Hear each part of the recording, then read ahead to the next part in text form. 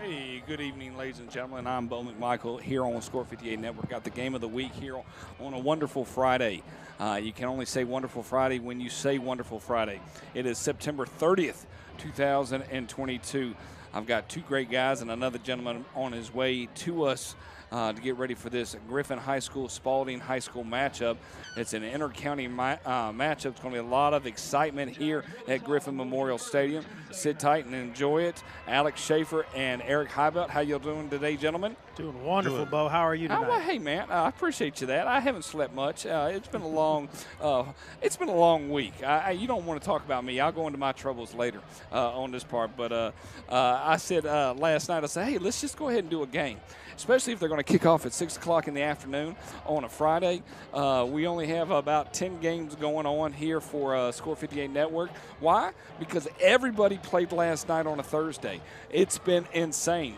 In the words of Bananas, B-A-N-N, Nananas. That's all I can say. Alex, how are you doing today, sir? I'm doing well. I'd be doing better if you could spell better, but, you know, No, I never can spell. My name is B-O for a reason, man. My name is Bo for a reason. It's either O-B, either I'm I don't even want to say what an O-B is, but I know what it is, and a B-O. That's it, man. And getting ready here for Griffin, coming out here with the yellow helmets on. They look like they're rolling the black helmets tonight, if I'm not mistaken. The Bears in black helmets. Yeah, if I'm not mistaken, yeah, Yes, the dark green, Oh, yeah. helmets. That's what, Yeah. to be able to deal with that. And you got to love when my audio people are not aware that they just flipped to a different thing. So I'll get off the call with y'all and deal with that. And Spalding in their navy blue with their silver. The Jaguars versus the Bears.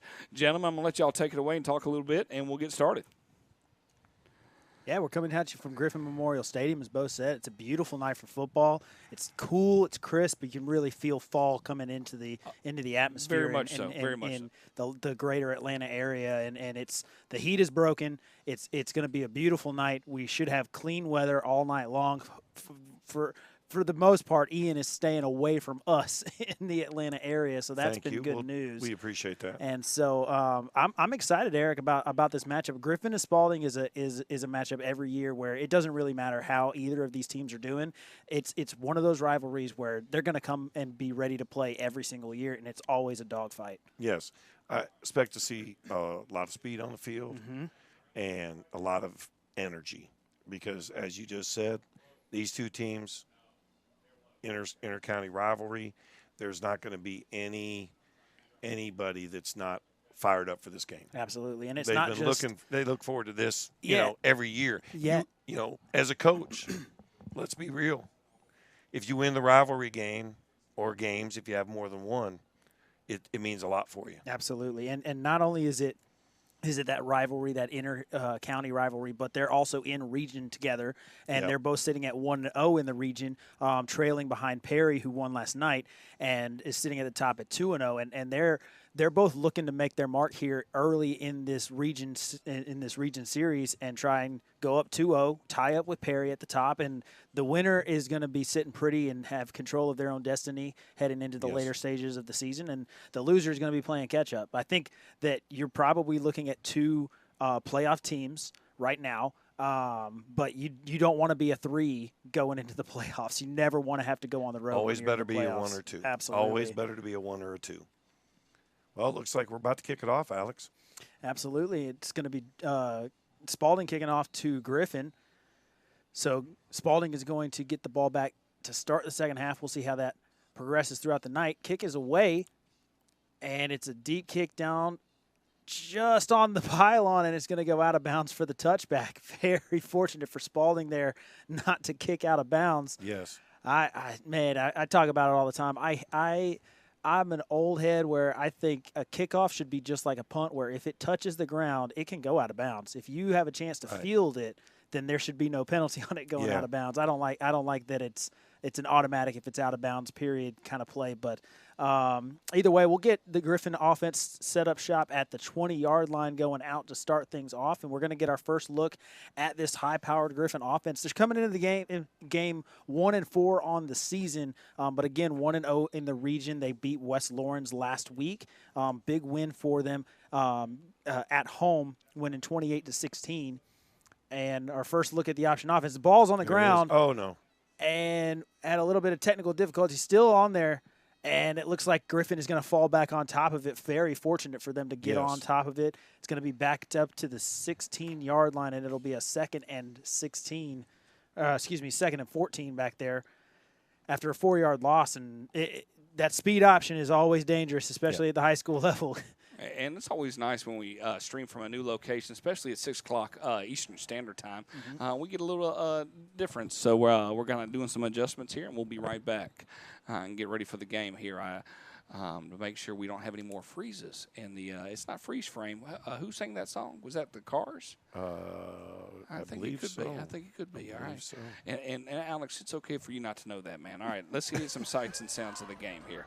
All right, now y'all feel like y'all are actually at the game right now. That's good times. All right, here we go. Just always takes a little bit of time. I appreciate it. Back to y'all, gentlemen. So after the 2nd down play, there's a penalty on it. It's going to be a hold, and looks like Spalding is going to – they're going to take the penalty. It's going to keep it 2nd down, but the hold is going to back them way up. And so right away, Spalding defense putting the Griffin offense in a bind here, backing them way up after the good kickoff, gets the touchback. And we're going to see what this Griffin offense can do, led by quarterback number 8, Tony Green. 2nd and a long way on your own 7. Green with 22 carries on the year for 98 yards. He's got 44 for 88 passing, 629 screen yards. attempt. Ooh, that was dangerous, Alex. That was dangerous. And just like that, it's 3rd and a mile for the Griffin offense. And Spalding is in a good position right here. Yeah, this is money down for Spalding. They want to take advantage of this opportunity to get off the field right here early and get themselves some great field position. And maybe even, we'll see, got a big choice to make here as a coach. Do you want to go for the punt block? But it is still 3rd down. Trips formation to the bottom of the screen. Green rolls to his right, taking a deep shot down the field. Intercepted very nearly. No, he can't hang on to it. And so that's going to go the other way.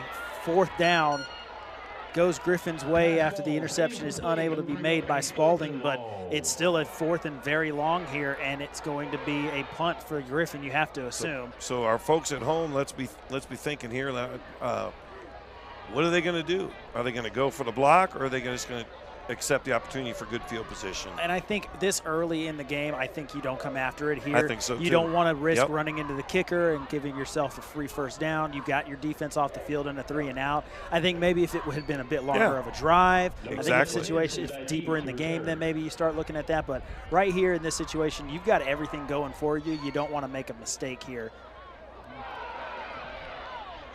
And it shows what I know, because if they'd have come after it, they'd have gotten there. But a little bobble on the snap by the punter, but they're going to be. They're still going to have really good field position here at the 31-yard line. Yeah. And so the 31 going in for Spalding, who comes into the game sitting at 3-2. They're coming off a big win last week at Baldwin. They traveled down to Milledgeville and won 40-14. So a big victory after dropping to Dutchtown, who is the number 2 team in 6A. Is there 6A or 5A is Dutchtown? That's good. I'm not sure 5A. On that one myself. But they're either number 2 or 3. I was looking at earlier in the year. Dutchtown. Let's just say earlier in the day. Dutchtown, a solid football. Yeah, they're 6-0. Dutchtown's really good, and they dropped a tight one. Spalding did 21-14 against a very good Dutchtown team. Rebounded well with the 40-14 victory at Baldwin, and right away we've got a whistle. And we'll check the flag. It's going to be a false start on the offense. And we're going to do our best to get you the numbers here, the names of these Spalding Jaguars. Those jerseys are hard to read. Those gray numbers on the black jerseys. As night falls, I think it'll get a little bit easier. That's exactly what I was about to come out of my mouth. Yep. We do have a shade sun situation going on here with the early start. Motion man going left to right. Shotgun set. Quarterback drops back and looks for a deep shot down the middle of the field. And that one is nearly intercepted as well. And so defense is on display here early in the back end for both teams. Number 15 for Griffin, Goldie Dorsey, the junior free safety back there, making a play on the ball but can't quite come away with the interception. But either way, it's going to be an incompletion, and it's going to be 2nd and 15 now for the Spalding offense. They've got the ball at the 36-yard line. Looks like they're going to be staying in a shotgun, but now with a trips to the top of the field.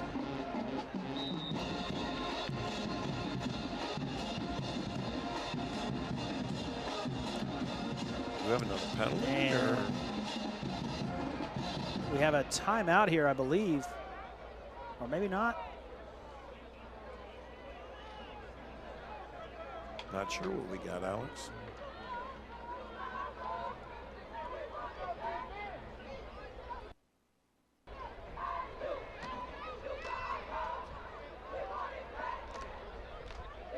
And I believe what's going on now is they're telling, I think that was the Griffin band that was playing, and they're not allowed to play while play action is going, so they probably slowed things down to tell the band you can't play while play is going. Now we got out of the official timeout, trips to the top of the field. Handoff going that way, stretching that direction, and Griffin is all over right there. There's nowhere for them to go. 39-yard line is where it's spotted, a loss of 3 yards, and it's going to be third and very long. So back-to-back series, we've got third and very long situations, and as a defense, you'd love third and long because you can just pin your ears back as a defensive lineman and come after it. Double formation. I believe that's number 7, Kurt Clark, the quarterback for Spalding. Shotgun snap, drops back. Wheel routes. Clark's going to take off. He's to the 30, and he's going to be taken out at about the 29-yard line. So about to the original line of scrimmage and then a few more. He's going to get him up there to a 4th and 8. And the Griffin defense standing up here with a really bad field position situation. Started with the ball at the 31 to begin, and the Griffin defense forces a 3 and out. And we'll see now what they have on 4th down. It's 4th and 8, and the offense is probably going to stay out, although no, it looks like they're bringing out a special teams unit. Be interesting to see if they've got a field goal kicker that can make from this distance. This is going to be about a 46-yard field goal from this length.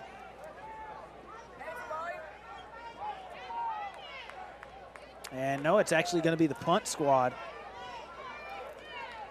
And I know from the 30 you're thinking, yeah, but you know, I mean, pin them back. I don't have a problem with it. And there's an illegal substitution on the Jaguars, and that's going to back them up 5. And you know, it's I don't think that's a penalty that you can decline, but if I was the defense, I would decline it because I think that actually helps Spalding to back up and give their punter a little bit more space. Yeah. But they're going to try to pin him back here deep. And I know as a fan, sometimes you want to see him go for that on a 4th and 8 in that field position, but. And a bit of a shank on this punt. And not a very good punt at all. That is about a 8-yard punt. Yeah. Now you're really disappointed that you don't go for it because you really only gained 7 or 8 yards. So now and you're realistically, thinking, you were at the 29-yard line before the illegal substitution. If you keep the offense on the field, you don't get that illegal substitution. And maybe you get it. And so you give yourself a chance. And even if you don't, you're probably thinking you're going to get more than 3 yards. Yep. So basically what it comes down to at the end of the day, execution, you know. If you execute the punt and you don't get the penalty, then you're fine. But handoff to the Griffin running back, goes for a couple yards. Early on, the defenses, Alex, are taking charge. Oh, yeah. And that's something that we always see from these South Atlanta teams is very strong defenses all across the greater Atlanta area. And offense is at a premium for sure in this neck of the woods, but when you can find a good offensive unit, it's powerful. And when you find something that works, I mean, that's what Stockbridge did for years under Coach Kevin Whitley. They were so good and dynamic offensively as Clark now takes it. Excuse me, not Clark. That's Green takes it. And it's going to be a first down on the quarterback run. So nice little run there from quarterback Tony Green. See if moving those chains helps Griffin get a little momentum here. It's our first down of the game. It gets them out to about the 38-yard line. It's going to be 1st and 10 for the Griffin offense. Running back is number 4, R.J. Johnson in the backfield with Green. And R.J. Johnson coming into the game has 105 carries for 684 yards. That's a 6.5 yard per carry average. That's some running right there. And here he goes. And Not nothing much. really doing. Spalding was all over that. Gets about a yard on that one. And that's not really what you want to see on a first down run, but we didn't get very much on the first down run, and then they came back with a good quarterback keep and picked up the first. So we'll see if they use a bit of this dynamic. It's on the stat sheet, Green is not much of a runner, only 22 carries on the year, so he definitely looks like he can move pretty well after that last run, though. So we'll see if they get involved. Sometimes it comes down to what the defense is going to dictate. If they're going to take away the back and key on him, then oh, my goodness. Oh, wow. RPO didn't go the way they wanted it to. The safety read it beautifully, and on the incompletion as he knocked it away, it was a bit of a high throw, and you can see the linebacker coming in right there very nearly took it out of his hands.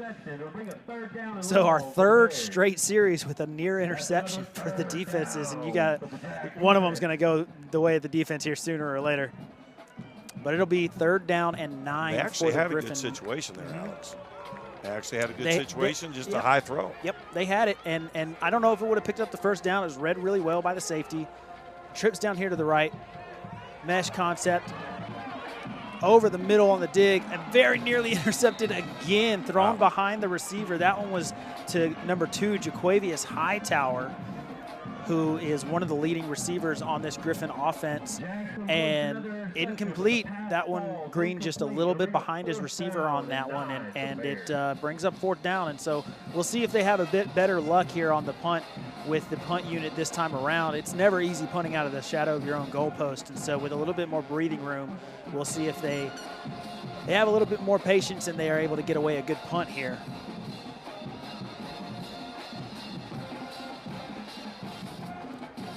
And protection's key here as well. Spalding bringing a lot. Oh, blocked. they came. There it is. Scooped and scored. That's That is number 0, Tyquavius Holland on the score for the Spalding Jaguars.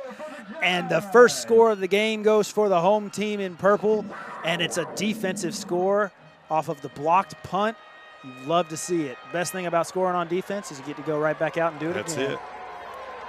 Huge defensive score for the Spalding Jaguars, and 6-0. Just want to make sure, Alex, it's navy blue. Oh, is it navy blue? It is, brother. We'll get some nicely typed letters that I don't want to. It's navy blue and silver. Hence that one. Everybody has different color perspective. Is the dress blue, or is it da-da-da? Well, listen, whatever it is, it's gorgeous. Okay, it is. Yeah, it is. It's a nice beautiful navy uniforms for this. I know. I hear y'all. I just don't want to we are not purple. They are resplendent. But I can understand what you're saying. Going for 2 here. We got that full house backfield. Toss 13 around the end. Did he get in? No. We got a flag down on the field. We do, though. Yep. Goes for the 2 points, but there is a penalty marker down. And as you hear, that was Dallas Marshall on the run attempt. Toss to number 13, trying to get him outside on the edge with the full house. But Griffin, once again, strong defense being played. Was a hold against the offense, and it's going to be declined. So yeah, 2-point conversion is no good, but we still have ourselves a 6-0 Spalding lead here early in the first quarter. And I like the coaching decision, Alex. And they came after it. Coming after it. After that first punt, we said maybe a little early to go after it. Yep. But the coaches up in the box saw what we saw, the fumbled snap and stuff. They're thinking, okay, these guys aren't real sound maybe. Let's maybe take a shot at one. Absolutely. I like it. I like that a lot. Especially at that Aggressive. field position, you're in a spot where, like we said, when you're backed up in the end zone, you already know you're going to have a good situation. So let's not take a risk and make anything worse. Yep. In that situation, it could kind of go either way, kind of close to midfield. So if a mistake happens, all right, we'll live with it, and we'll see what goes from it. But it ended up being feast or famine, and it was feast for the Jaguars, and they feasted on that blocked punt, scooped it up all the way back for the score. Tyquavius Holland, the junior defensive tackle and middle linebacker, 6'1", 270 for Spalding High School, running that one back. And so Spalding with some early momentum here, both defensively and on special teams. And we're going to get our third look at the Spalding defense when they come back out after this kickoff. And kick is going deep left once again. And that one does go out of bounds. Out of bounds. Not quite the perfect kick that he had before, but very close. Very consistent kicks by the kickoff man for Spalding here tonight, but that one just couldn't stay in bounds long enough to get in the end zone. It's going to come out to the 35 unless the Bears want to take a re-kick, which doesn't look like they're going to do.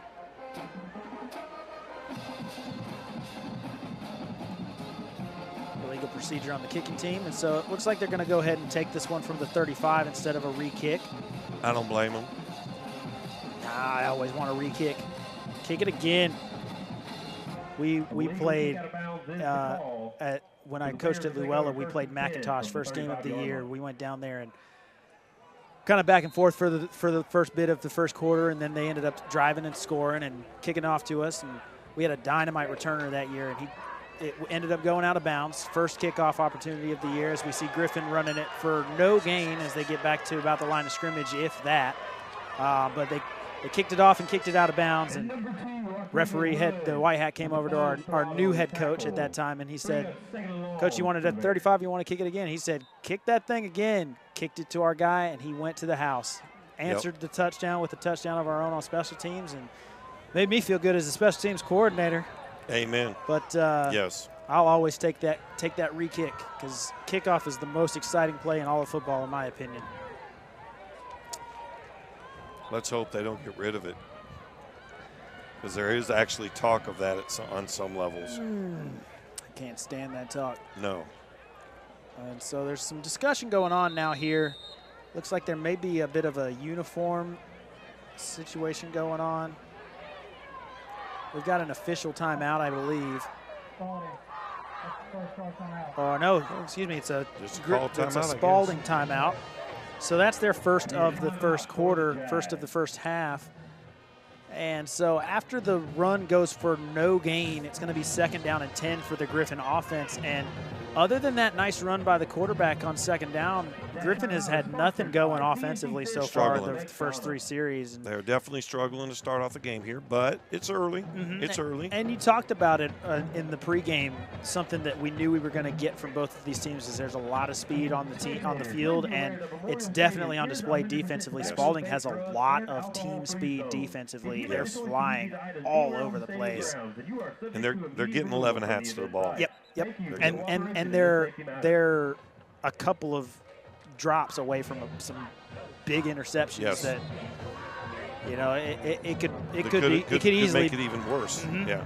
So definitely it's early, but Griffin, it would be good if they could get a little something going. Absolutely. Even if they don't score, just flip the field maybe, put Spalding on the other side. So Griffin's going to be avoid in a punt. Absolutely. Griffin actually with an empty backfield said, I think, no, it was a pistol. Caught, fumbled. That one scooped up again. Oh, we'll have to see. I think they're going to say no catch. Yeah. Oh, wow. They're going to say incomplete. The pass is ruled incomplete. It'll be 3rd down and 10. So it's going to be 3rd and 10, as you can hear from the PA. And, oh, wow, that one.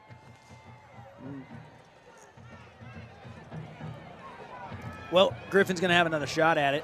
Quarterback Tony Green in the shotgun steps back, looking to his left, fires it between a couple of defenders, incomplete. That's Jaleel Chambliss unable to bring that one in. 6'3" senior for Griffin. He's one of the captains. And he's the top receiver for them. 16 catches for 282 yards and a pair of touchdowns on the year for Chambliss. I think it's safe to say that Jaleel thought he should have had that one. Yeah, absolutely. He was disappointed. But and that was a rocket out of the hand of Green between 2 defenders, too. He definitely has a cannon. Oh, I thought he was going to check it down to Hightower, or excuse me, Johnson out of the backfield. But so another punt attempt for Griffin. This one gets away. This is a good one. That one's going to be fielded just outside the 30. And good coverage. Oh, he was very close to getting away from that one. Was number 1, Trent McCord, senior kick returner, free safety wide receiver, and very close to getting away, but good coverage down the field, pins them inside the 40, and it's going to be our first look at the offense of Spalding on this side of the field. This is what we were talking about tonight. Let's see if Griffin's defense can, now being on the other side of the field, not being at, in terrible field position, can make something happen here and get them the ball back and help the offense out a little bit. Double set, quarterback keeper. That's a good start. And he's going to be taken down after no gain.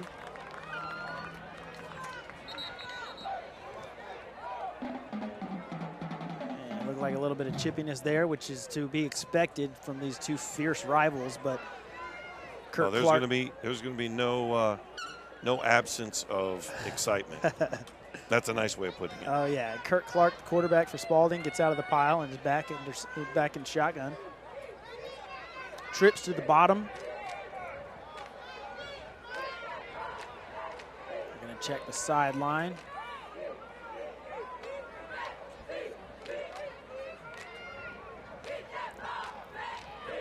Taking a shot down the sideline to the solo receiver. And looks like that one falls incomplete. This son is playing games with me. It's rough. Griffin sent a linebacker that time, and boy, did the quarterback get hit after he threw that ball. It'll bring up a third down for the Jag offense. And so third down for the Jaguars. And Griffin trying to get their second straight 3 and out.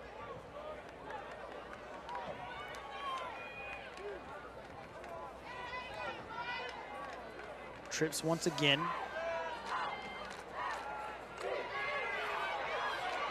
Clark takes off. Looks like he's going to Gets get a it. good block, and he's down the sideline, and then some. Oh, my goodness. What Nice a run run. by Clark. What a block on the edge from his running back who got out in front. Yes. And that was a really impressive play all the way around for the Spalding offense. Griffin collapsed the pocket around him. He had nowhere to go with the ball, but it's something that gives a defensive coach nightmares. Trying to plan for a quarterback that can move like that, Yes. it makes it an 11-on-11 game. Craig says that all the time, and after the run of about 4, it's going to bring up 2nd down and 6. So a nice little run here on 1st down after the big quarterback run to pick up the first on 3rd and long. On that last play, you had a situation where you go from almost a sack to then a 10-yard gain to then, Mm-hmm. here they go, right off, hurry up offense. Yep. Another 4, and we got 3rd and 2 now, Alex. Yep. And Spalding going ahead, going with tempo. 3rd and 2 for the Jags. The running back for the Jaguars, Dwight Terrell, sophomore running back. And on 3rd and 2, we're going to get a false start, and that's just unforced errors. Oh. So it's going to make it 3rd and 7. Coaches are just dying on that. Just under 6 minutes to play here from Memorial Stadium in beautiful Griffin, Georgia. And so now the Bears with a little bit of life as the penalty makes it 3rd and long. 7 yards to get the first. Kurt Clark, the quarterback, steps back. He's got someone in his face right away, and it's going to go down. Number 10. Alfred Dennis Weems III, 6'3", senior defensive lineman. Captain. Woo, man, and he was shot out of a cannon on that one. Was.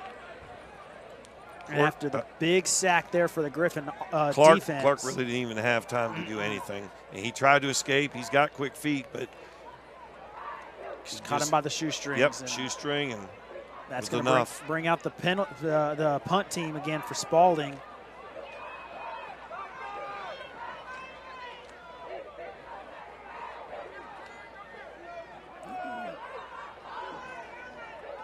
Fourth and 16 after the sack. No pressure up front from Griffin. And they're going to let this one roll into the end zone. Oh, my goodness, they're going to say it went out at the 1. Wow, what a punt for Spalding. And now look at what Griffin, who has had nothing doing so far on offense, now they're at the 1 yard line for their 4th series. And that's why that series right there for Spalding, they had a really good momentum going. They get the penalty, which is negative, but now they're in a position to really do something special on defense. It's going to be interesting to see how the defensive coaches play this one, because when you got somebody on the 1 yard line, I mean, you got a legitimate shot at the safety. I'm going after it right now. I mean, if I'm up top, I'm begging the DC, let us bring some heat. You're talking about a team that's a gun team. So they're in the shotgun, so that ball's going in the end zone. Handoff right away. And, oh, man, R.J. Johnson doing everything he could just to get out of the end zone because they had heat on him right away. He's going to get a gain of about 1, maybe 2. Brings out to the 3-yard line. So it'll be 2nd down and 8 from the 3-yard line for this Griffin offense. Checking the wristbands, getting the call. Tight end to the right. Bit of a heavy set that way with the H-back. Handoff goes that way. Nope, quarterback keeper. And Spalding is all over him. It's a gain of 1, but it's going to set up a 3rd and 6 or excuse me, 3rd and 7. And once again, Griffin has it 3rd and long. How much confidence do you have in your quarterback now, Alex? And now they're going to throw it from your own end zone. Yeah. So how do you do this? I think they'll actually throw the ball here. I think so, but the danger here now becomes with a quarterback that can move like Green. If he starts to roll out of the pocket, it's real easy to get a hold. Oh. Not quite sure what happened there, but it's a loss of 3, and it's going to be back to the 2, maybe 1-yard line. Trying to get it out there to number 18, Javon Tyler, and they're going to take him down in the backfield. It's a loss of 2, and it's 4th and 9 now for the Bears. I'll use a little sarcasm here and say, Alex, do you think they're going to go after the punt? I wouldn't. I think you'll see 10 coming after this one. And so Jaleel Chambliss now is going to be coming in, taking over the punting duties. This is why special teams are so important. If they just get this punt off, it's a win. And that one is away.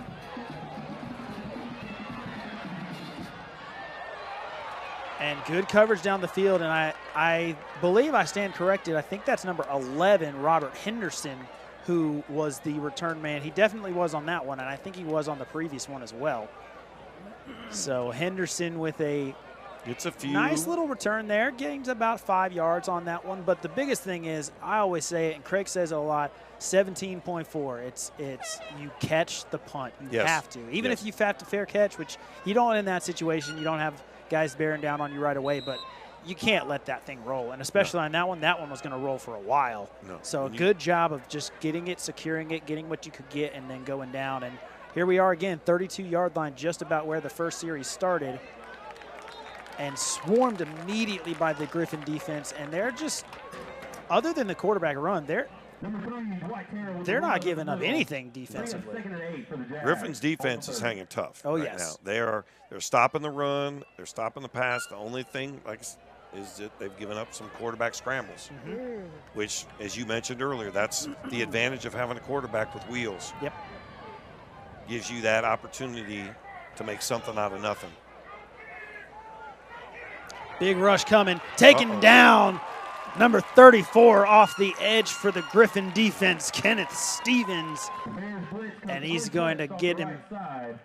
That's a huge play for the Griffin defense now here. And it's going to set up a 3rd and long once again for Griffin. Woo! That blitz is coming with a mission.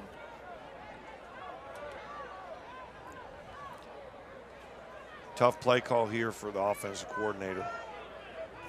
When you got that 3rd and 17, there's just not a whole lot in your playbook for that.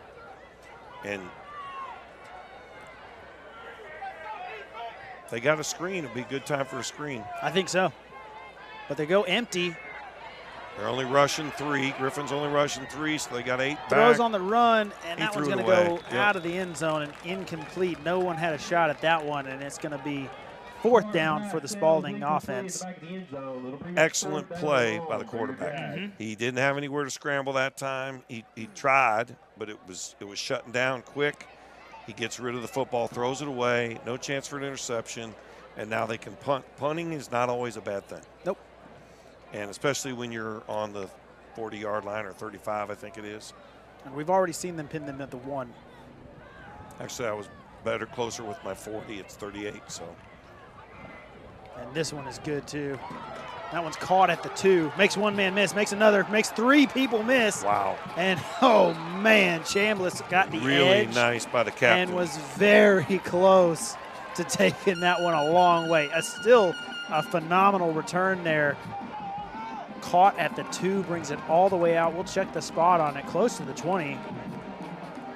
You don't coach that. That's just great play by Jaleel Chambliss. Great athletic ability. Using it and taking care of business and helping his team get in a much better field position than they've had in a while. Hey, gentlemen, y'all doing such a great job. Talk to me a little bit about this first quarter. We're coming to the end. We got about a minute left in the first quarter of action here. We'll get the clock running here when Sir Chapman shows up. I'm not able to multitask based on the laws of physics at this point. But Spalding and Griffin, it's a great rivalry. They are actually in the same region. I cannot tell you the last time they were in the same region together. I was just thinking that as well. I mean, I go back from, the 90s trying to figure out when they're in the same region in that sense. So for this to be and they were so, I don't want to use the word stubborn because it turned into be a beautiful day because everything's changed in the sense that this is usually a Friday night 7:30 kickoff, September 30th, but what it turned into is a 6 o'clock kickoff where Spalding is beating Griffin right now 6-0. What are you seeing, Eric, we'll go with you first right now. What are you seeing that's surprising you by Spalding right now? I'm not really surprised because I have seen him earlier this year. Yep. But what I am seeing that I kind of expected actually is that defense is dominating. They've got a really good defense, and you can see it on display right there with no gain. Yeah, it's either that or a Griffin offensive line that needs some work. Yeah. I mean, it's one or the other, but I'll go with the defense is definitely swarming. And, Bo, in these rivalry games, yep. You're fired up. Oh, it brings the intensity up. When you get 2 end zones, one that says Griffin, the other one says Spalding, because they share this stadium. Yeah. So it's important on that part. Alex, talk to me a little bit about Griffin. What is Griffin going to need to do right here going into the second quarter to get things started? Well, I think they just got to make sure that they get the right adjustments made, and something's got to give offensively. Everything they're trying is not working so far. I think RPO might be there. They had it there earlier. It wasn't going to be for those people that don't game. watch football. Tell me what RPO is. RPO stands for run pass option. Okay. And what that means is that the quarterback has an opportunity. It's a designed run play, but the receivers are running routes. And if it looks like there's something open, the quarterback can pull it from the running back and deliver a quick strike throw. And it's the worst thing in all of football because I'm a defensive coach. Listen to you. You hear that buzzer, and it's going to be the end of the first quarter. All right, so with that, we're going to take a moment here, and I'll throw up this and give us a chance to talk a little bit about football here, why everybody's moving things around here. Right now, Griffin's sitting at 1-4. Granted, in Region 4, not Region 2, Region 2 4A, they're 1-0. Okay, their victory, the only victory they have on the day is against West Lawrence. They've lost against Northgate, Whitewater, Veterans, and Ola. Have they improved in their point process? The answer is yes. They went from 18 points against Ola, and we're just talking Griffin right now. Veterans, they had 31 points. Whitewater, they had 21. Northgate, they had 28. And then, boom, West Lawrence, they had 28. And then now they're sitting here this next week against Spalding. They play Perry next, then Westside, Macon, Howard, and Baldwin. It's all a conference schedule at this point to look at it. Alex, talk to me a little bit about what can you gain from a non-region opponent right now in this situation because of where they at, that they lost the first 4 games. Well, that's just a murderer's row right there. When you think about Ola is so much better than they had been. They really have improved a lot over the last several years. They're legit this year. You got Whitewater and Northgate, who are both always really strong. And what can you say about Veterans? Veterans is a perennial playoff team. Yeah, we saw. I don't know how many times they go into that. This region, Eric, talk to me a little bit about Howard, Westside, Macon, West Lawrence, Baldwin, Griffin, Spalding, and Perry. Right Big now, catch from Chambliss there. that's a great catch on that part. Where do you see Griffin sitting in this situation? We're just having a Griffin conversation. Hey, guys, when y'all see that I have artwork still up, your job is to tell me get the artwork off. Hey, Bo, get the artwork I know, off. brother. Get the artwork Yeah, that's y'all's job, man. I'm sitting here talking to y'all, and I looked up, and I see one screen that's my camera 1, and I'm like, camera 2, I got the darn artwork up on the great catch. Green's going to roll out to his left and taken down by that Spalding defense, swarming to him. That's number 40 on the sack for Spalding. Talk to me a little bit, Eric, about West Lawrence, Westside, Macon, Howard, and Baldwin. I know the most. It's the top 4 that make it to the state playoffs. Yeah, well, I know the most about Howard because I've seen them live and in color. Yeah, I know you have. And they look good. Yeah. They're athletic, and they'll be able to play with either one of these teams. So West Lawrence. He reached out for it. He got it, though. Number What 2 was a able catch. to bring it down. Look at you Nice. getting that delayed because of the Oh, sun. and they said he was out of bounds. No. Oh, What? no. No, he wasn't out of bounds. Listen to you, Bo. But there, it doesn't. It's going to be a hold on the play. But so you're right, Bo. We can't. That's a good thing. It's Yeah. this 6 o'clock start. We got the sunshade thing. It's like at the ballpark in the baseball with the pitcher and the catcher. I know. Anytime somebody says we got a 4 o'clock start for baseball, everybody's like, hey. That's not good. That's called that's called sunset. Okay, that's called vampire baseball. We do not want to have vampire baseball up in this place, on that part. But to give you the quick answer, Bo, on Griffin, Yeah. I'm thinking based on what those teams, I would say I would put Griffin right now and what they've done so far against tough competition. Right. I would say if on paper they look like going they're deep. going to be fighting for that 4th spot. That's what I'm thinking. I feel like it's a 4 and a 3 spot. I'd be curious to see what Perry can do. There you Overall, go. Perry's to me. Last night Perry took care of Westside Macon, and when I say that, it was Perry beat Howard 49-0. Okay, and then Perry played Westside 39-7 last night. So Perry's looking pretty good. Perry's going to be the 1 seed. I'm not going to sit there and say otherwise in that manner. Everything else, there's asterisk to it. I think this is a battle for 2 and 3 with Baldwin and West Lawrence trying to figure it out. I don't know if Westside, because Westside played Perry, that's their only game. And it's nice to talk region games because this weekend, even though it's been crazy, this is the opening weekend of region play for the majority of Georgia high school football across the board. Well, y'all are doing a great job. Craig's joining us here at halftime. He's making his way back. I'm not a fan of the green helmets. I'm just going to say that out loud. Because you're going to get a letter from Griffin. It's fine. Griffin has yellow helmets. Okay, that's the Griffin Bears that I know that I got beat by for 4 years straight. So, as a football player, but I remember as a coach we beat triple them. overtime. We game. did, and we won that. It was on this field right here. We did. Not the AstroTurf field, the grass Nope, field. it was grass. Yeah. So, yeah. Showing our age, Bo. Brother, it's okay to do that on that part. Oh, goodness gracious. Oh, my gosh. Mm-hmm. Well, it's not surprising, I think, because that's probably something that they put in as a point of emphasis at the start of this game. They talked to the coaches, right, yeah, that I agree. you know what, we're not going to tolerate, even though that really wasn't anything. They're gonna call it early so that it sets the standard that we're not going to let bigger things happen later. Well, gentlemen, I'm going to let y'all call the rest of the 9 minutes. I'll come back and join you at halftime and throw some questions at you about the world. Not just high school football, but the world. We're not going off the air. Oh, yeah, it's going to be fun, man. Yeah. Friday night fun times. I'm telling you, buddy, when you only have 10 games, you got to find something to do. So, amen. All right, gentlemen, Alex and Eric Highbelt. It's a slow night for you, Bo. Brother, it's an easy night.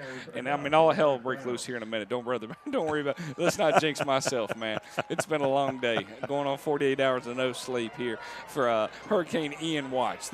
And the bad thing is I don't joke about hurricanes because, they're a serious matter. So if you want to adjust your schedule. But, Lord have mercy, it's been a rough week. So take care. I'll be back here at halftime. Well, after the unsportsmanlike conduct penalty against Spalding, Griffin will be in Spalding territory for the first time. And this drive, it's been the Green show. There he goes again. Takes a hard shot but just right back up.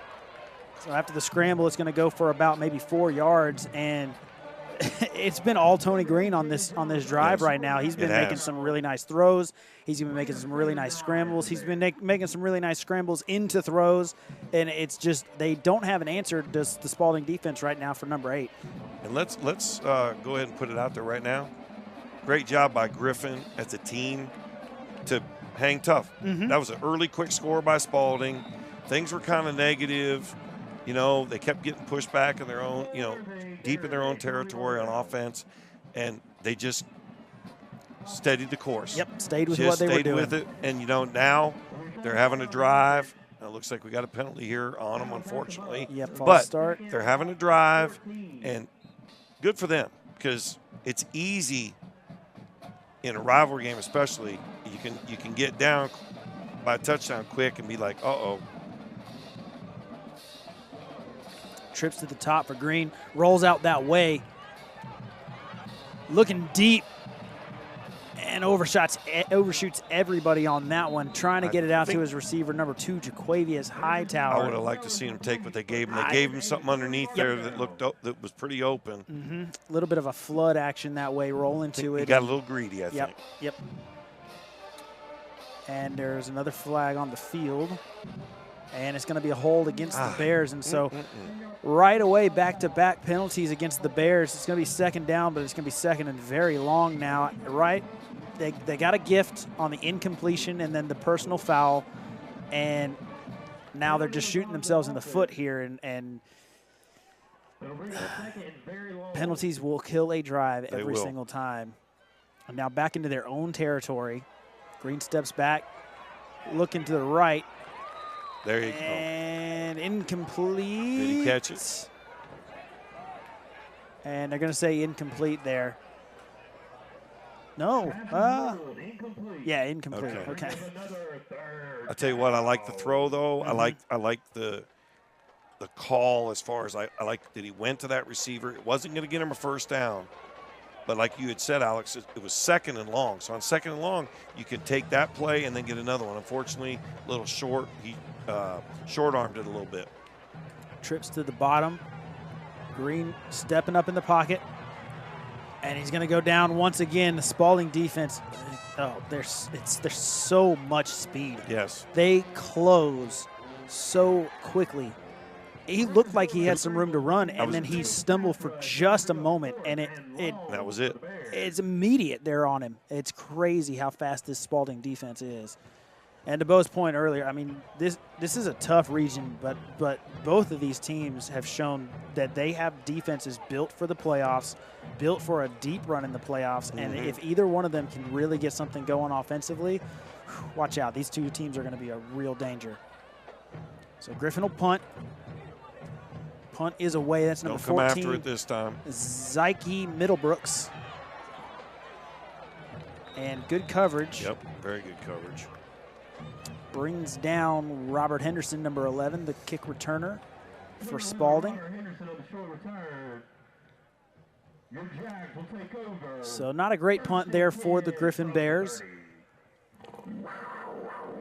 But it is going to back them up to about the 30, and it's field position that they haven't had a whole lot of so far in this game. They've had pretty good field position already, and this is one of the few times where they've been backed up a little bit. Trips to the bottom. Now motioning that way with the running back. They're going to fake it that way. Little quarterback draw. Quarterback's going to pick up 5, so Clark comes right around. Time. And he's going to set up a second down and 5 for this Spalding offense. And we'll see if they go tempo here. They kind of had them on their heels a little bit there when they went tempo earlier in the game in the first quarter. Just under 7 minutes to play now, and no real sense of urgency looks like from the Spalding offense. So no huddle, but not tempo. They're going to stay in the trips though. Quarter. Handoff goes to the left. And short gain here. It's going to set up a 3rd and 1 after the 4-yard run. Number 3, Dwight Carroll with the heavy run, knocks the defender forward. It'll be close to a first. It'll bring up about 3rd and 2. pardon me, 3rd and 2 at the Offensive coordinators 38-yard like line. 3rd and 2s. Got a lot of things you can do on 3rd and 2. And so we're going to get a timeout here. Didn't see who it was called by. There'll be a timeout for the Griffin Bears. All right, But there we thanks go. to the PA, we know it We was got called help. by Griffin. There So you go. That timeout is sponsored to you by the United Bank of Griffin.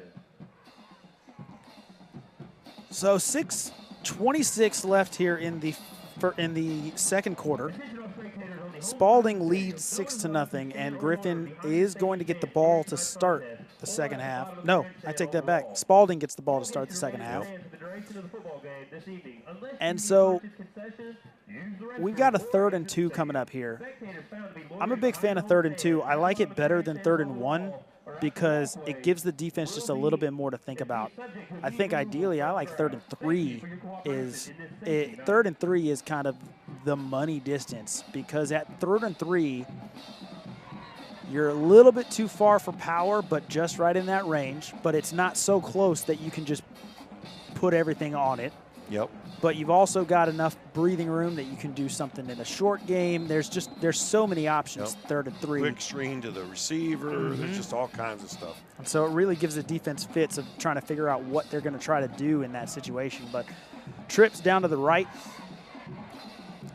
Clark is going to take the shotgun snap, looks to his right, fires it that way, and is going to get the first and then a little bit more. That is number 12, Kamari Matthews, freshman receiver for the Spalding Jaguars, who makes the reception. And that's a lot of faith in the freshman out there, getting it to him on a big 3rd and 2, and it's going to be first down for the Jags. I don't know why we don't see that more. When you have 3rd and short, and you have speed, DB, unless a team is playing press coverage, you're going to have that every time. A bunch trips up here, tossed to him toss. that way. Big lane to run through. Uh-oh. He's going to run over the defender at the end and drag him for a couple more, and that's number 3 for the for the Jags. First down, Dwight Jags. Terrell. And the Jags are rolling right now. They are definitely have some momentum right now. And here we go with the tempo, right back to that trips bunch. Toss that way. They're going with the same exact play. And a hard shot on the sideline, but it's not going to be in time to stop him from a big gain out to about 6 yards on the gain, maybe 7. It'll bring up a second down and short. Terrell once again on the carry. Yep. It's a nice drive here by the Jags. And as you were mentioning, Alex, we got 5:36 to go in the first half. They get the ball to start the second half. If you're a coach, ideally, you'd like to just slowly, gradually work this one down, put it in the end zone for a score, not leave Griffin very much time, and then know you get the ball the next half. Yep. So we'll see what happens here, but you know that's what the Jaguars are wanting to have. Good position to do it. And we've got a bit of a timeout here. Oh, And we're going to have a personal foul on the Jaguars. A personal foul on the offense at the end of the play. I don't know about you, but Alex, but I did not see that. So a dead ball penalty after the play. So it'll remain second down. But it's going to be second and quite a ways. 19, it looks like.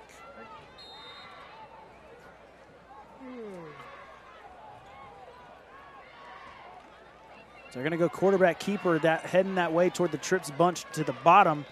But that one's not going anywhere, and we've got a flag down. Another flag. As you mentioned earlier, Alex, this is the kind of stuff that can kill drives. And this is last time it was Griffin we were talking about, and this time it's Spalding.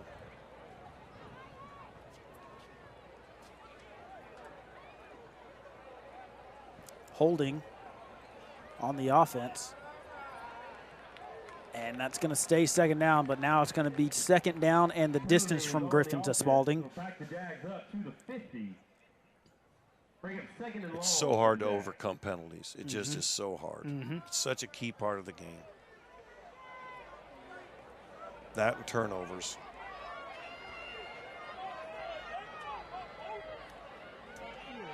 trips to the top. Clark takes the shotgun snap, taking a deep shot down the sideline. Oh, wow. Oh, my Wow. goodness. Wow. And they can't Oh, no, hold they on. couldn't hold on. That Oh. would have been one of the most incredible I thought he plays had I've it. ever seen. Yes. What Legit. What an effort there. That was number 17 for Spalding, Mekhi Tucker, who had the best shot at it. Into almost maybe triple coverage, I think. Threw it up. At gave least this double. guy a Yeah, shot. it was triple. And now a penalty on Griffin. Calls defensive pass interference on Griffin. Okay. And so now defensive pass interference is going to give him 15 yards back.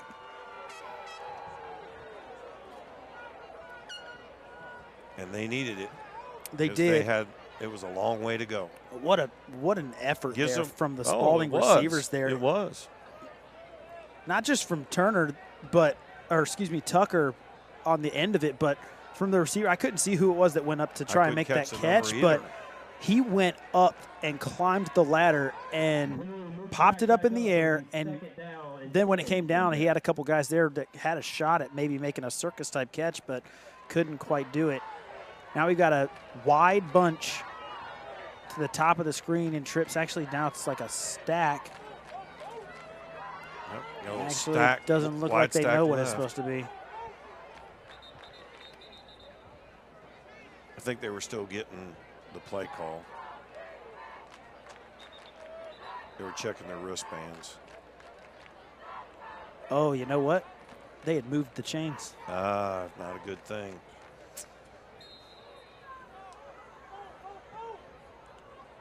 They may come to us for video. Give them a replay. So it is a bit of a bunch up there to the top. He's looking that way. He's going to spin out, and he's just going to dump it off to his safety valve there. Can't get it to him. One So hop. it's going to go incomplete. I'm surprised that they didn't blow the whistle. I thought it looked like he might have been down I thought maybe when too. he spun I out. was But thinking the same thing. they say he's able to stay on his feet there, and Clark is able to keep it alive just long enough to get that one away. It's going to be an incompletion, but it's going to be third down now and quite long. I'm glad you know what down it is because it was hard to keep track with the penalties and everything. Trips at the top now. It's only 9 yards. This is very makeable.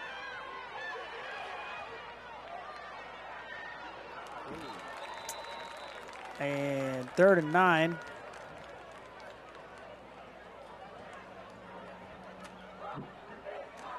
And I think she's going to have a hard time getting out of the way with any kind of speed. Clark's pass goes out of bounds. Fortunate for him to think fall. I think he caught a megaphone on that Yeah, one. and fortunate to fall where he did. If he'd have been a yard further up, that'd have been nasty because that young woman in the wheelchair there. Yep. And we do have somebody down over there on the sideline for the Spalding Jaguars. But glad to see that everybody on the sideline is okay. I think it's the receiver. I think And he so. was up, but then he went down to a knee. He fell pretty hard on Yeah. that one. So, Yes. uh-oh. Clock got reset here.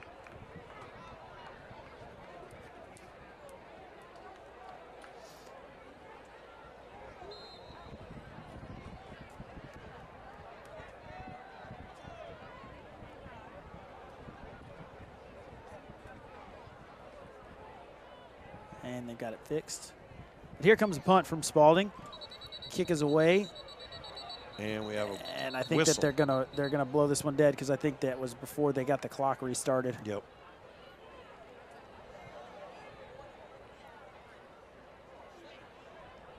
Well, and we have a minute here. We were talking that Spalding had a great opportunity there, but they're still up 6-0. They still have 6-0, excuse me, and they have had a good half, and they've found some things they can do, so they can go in at halftime and pick up with that. But on the other side, I really would say that Griffin has to feel, with 4:40 to go, getting the ball back, they have to feel pretty good. Because it could have been Very maybe a nearly lot worse. blocked.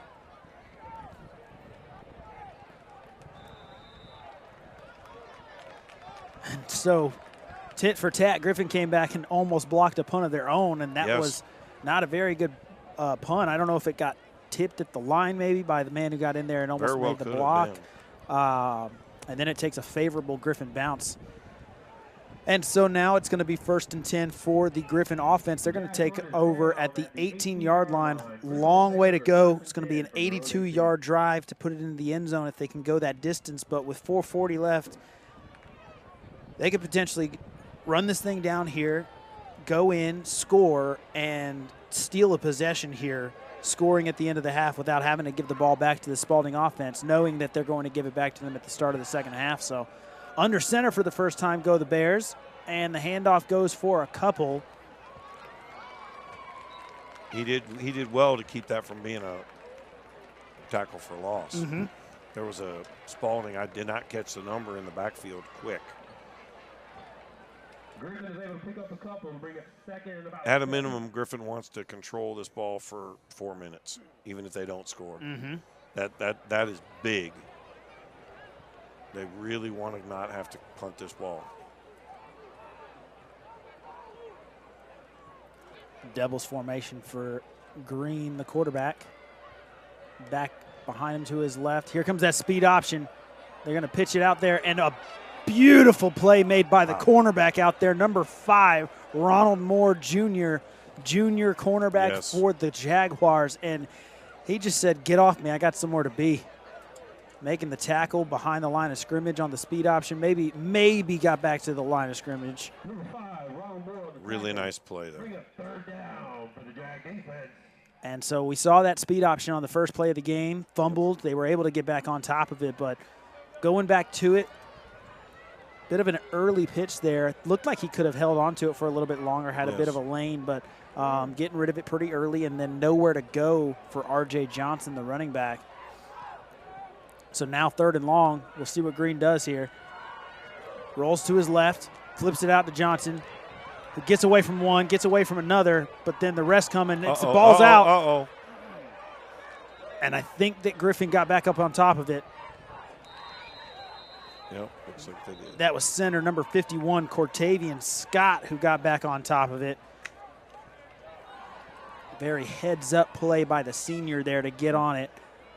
But that's going to stall things out, and with just under 3 minutes to play, Griffin's going to get the ball back to Spalding, and now things turn around into got a timeout. Actually, Spalding just took a timeout, so they don't have 2 left, but taking a timeout there to stop the clock at 2:56. And which is obviously right now, a great good job by the coach, being aware that if you don't do that, Griffin's going to run the clock down before they punt and take time away from you, and a lot of it. So that's a good job by the coach and staff. Get the timeout now. You don't want to go to halftime with any timeouts left. Yep. You've still got one, and they have the ability. You know, they've got their hurry-up offense is what they do anyway. Yep. Most of the time.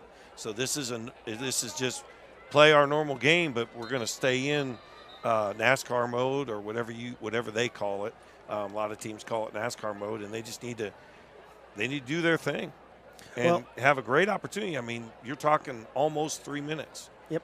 And you know, with one timeout, a lot of people might look at that and think, okay, you just hold that one and maybe set yourself up for a field goal. But I don't know that they have much of a field goal unit because they went for 2 on their extra point. Yes. And so I don't think you're playing for a field goal here. Punt is away. It's a low line drive. A break here. And that one's going to I'll roll. tell you what. Griffin got away with one there. I was just going to say they caught a break because that's a low punt. It looked like it was about to kick off of the back of a bear. Exactly. And so very fortunate that one got through, and now it turns into actually a pretty good punt. And they've kind of flipped the field a little bit here, so that's going to – and let's remember here, it's 6-0. Griffin's defense has been stout. Yeah, they haven't. That's the thing. Griffin's defense hasn't given up any points. The only score in the game was a scoop and score off of a blocked punt. So, you know, neither team right now has done anything that they should feel unconfident about. They just, defensively. Mm-hmm. It's the offenses that got to figure out a way to score. Handoff is going to go up the middle. Not much there. It's going to be a gain of about 2. He'll get out to the 40-yard line, and that clock is ticking.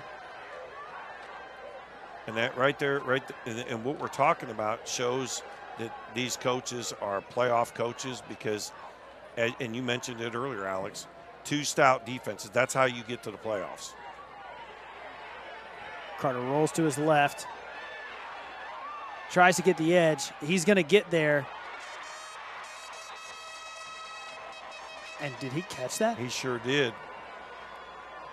That's going to be a first down, Oh, and I'm expecting goodness. hurry up mode right now. Tempo. You got 2 minutes to go right here. Clock stop for the change to move. Looks like we got trips. 39-yard line. Hold Pump it. and go. Okay. And the corner didn't bite. Good Corner was coverage. Good step for coverage. step with Sure him. was. Elijah Whitaker in coverage, a sophomore. Elijah did a nice job there. Didn't go for the, like you said, he didn't go for the pump fake. Didn't get caught, stayed in his back pedal, flipped his hips, and ran right with the receiver down the sideline. But they're going to get him for holding. So most probably that was holding on Whitaker there, as he must have caught a grab on the jersey as he ran by him. Yep. But it's going to be first down. But I'll still say good play because they're not in the end zone. Mm-hmm. Screen action. Receiver There's a couple miss. And he's down the sideline. And he's down to the 2-yard line. And it's going to be first and goal. Or did he say he stepped out? Oh, they're going to say he was out. Maybe not. I can't tell. What? Oh, looks like he was out at the 21-yard line. But it's still a first down, Alex.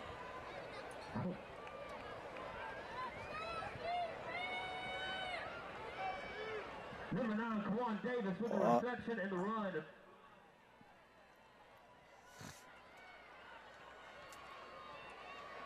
So ball's at the 19. Actually, Go right back to it. And he is punished. Whistle's blown before the play.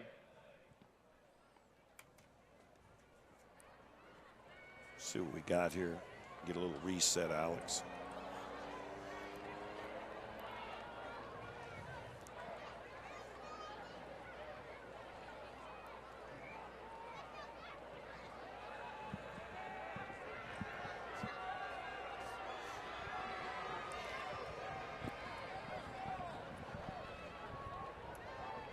Well, the one in on the play was number 34, Kenneth Stevens for the Bears. He had the sack earlier in the game, and he's just been all over the place for this Griffin defense.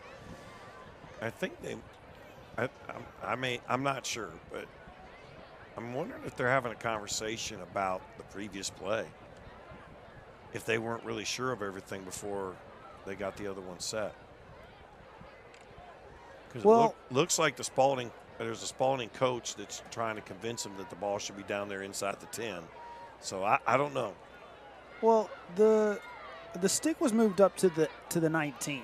Yeah. But the board still says first down. Right. But the chains. But the chains were not. The chains were showing like it was 1st and 5. So it was confusing.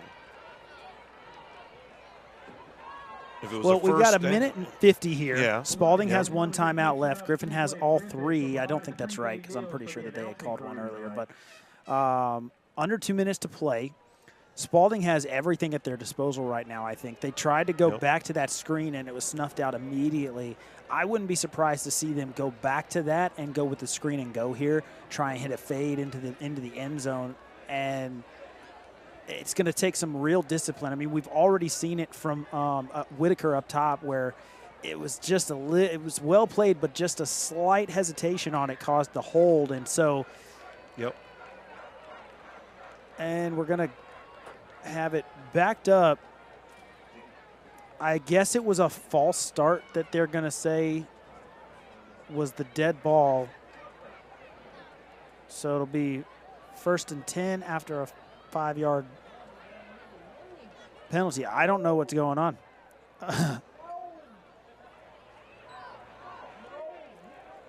And there's quite a few Spalding coaches who look like they know either. about as much as I do.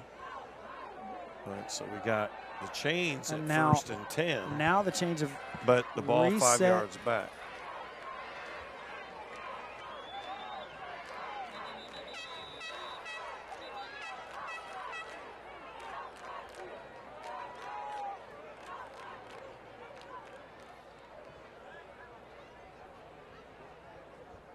we've got an official timeout now. And they're just going to get together, and they got to go over this one and make sure that they get it right, because this is a critical moment in this game to get these chains set correctly, to make sure everything is right, because, again, like we said, this is the point here now where Spalding is looking at stealing a possession, because they can go down here and score and then immediately get the ball back. They don't have to give the ball back to Griffin. Nope.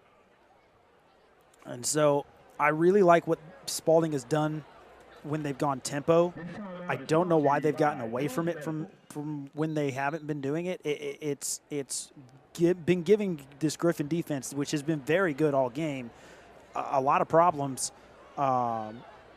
Anytime they huddle, Griffin has an answer. Yeah. And when they go tempo, Griffin's on their heels a little bit. So Yep. I don't know why you would go away from that. We've got a tight doubles formation here. They're stacked and they're tight. We used to call this double stack. Back is Tight going to double motion stack. out. And they're going to go right up the middle. Caught Nice. and down inside the 10 for a first and goal. That is Donnie Brown, senior receiver. Excuse me, no, I take that back. It is Number Kamari 12, Matthews, yep. freshman receiver once again. I believe it was 12 Donnie Brown. Wasn't No, it? it's for Spalding. That's right. I was I'm reading the looking at wrong roster. Me and you I both. did the same Me thing. and you both. Handoff is going to go to Oh, Terrell. Hello. He was greeted by number 55 Mm-hmm. for the Griffin Bears. That would be Jaden Thompson with a not so friendly greeting. A little bit of a headlock tackle. So 1st and goal from the 7. Got a beautiful shot of the coaching staff there, and we're going to see what Clark has here for him. He's going to pump. He's going to roll to his right. Uh-oh. He's got some Bears chasing him. Nice. Unbelievable escape. He's going to throw it out of the back of the end zone, and it's going to be incomplete. Was but that what just an an escape. impressive, impressive spin move? And, of course, there's a flag on the field. Yeah. We've seen quite a few of those.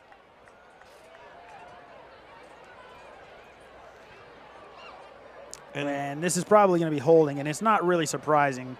Oh, no, it's going to be a illegal blindside block. Well, but that kind of isn't necessarily so surprising either, because the quarterback, he made his spin move to escape and totally changed the field, a direction on the field, which is kind of like a punt, and you give those opportunities for those crack blocks, which they've decided to make illegal. Rightfully. Spoken by a true defensive coach. I know you guys hate it. I don't like the idea of kids getting blindsided, especially young players. But and the reality of it is you can still get in the way. Mm-hmm. You know, you can still get in the way, which is essentially all you need to do.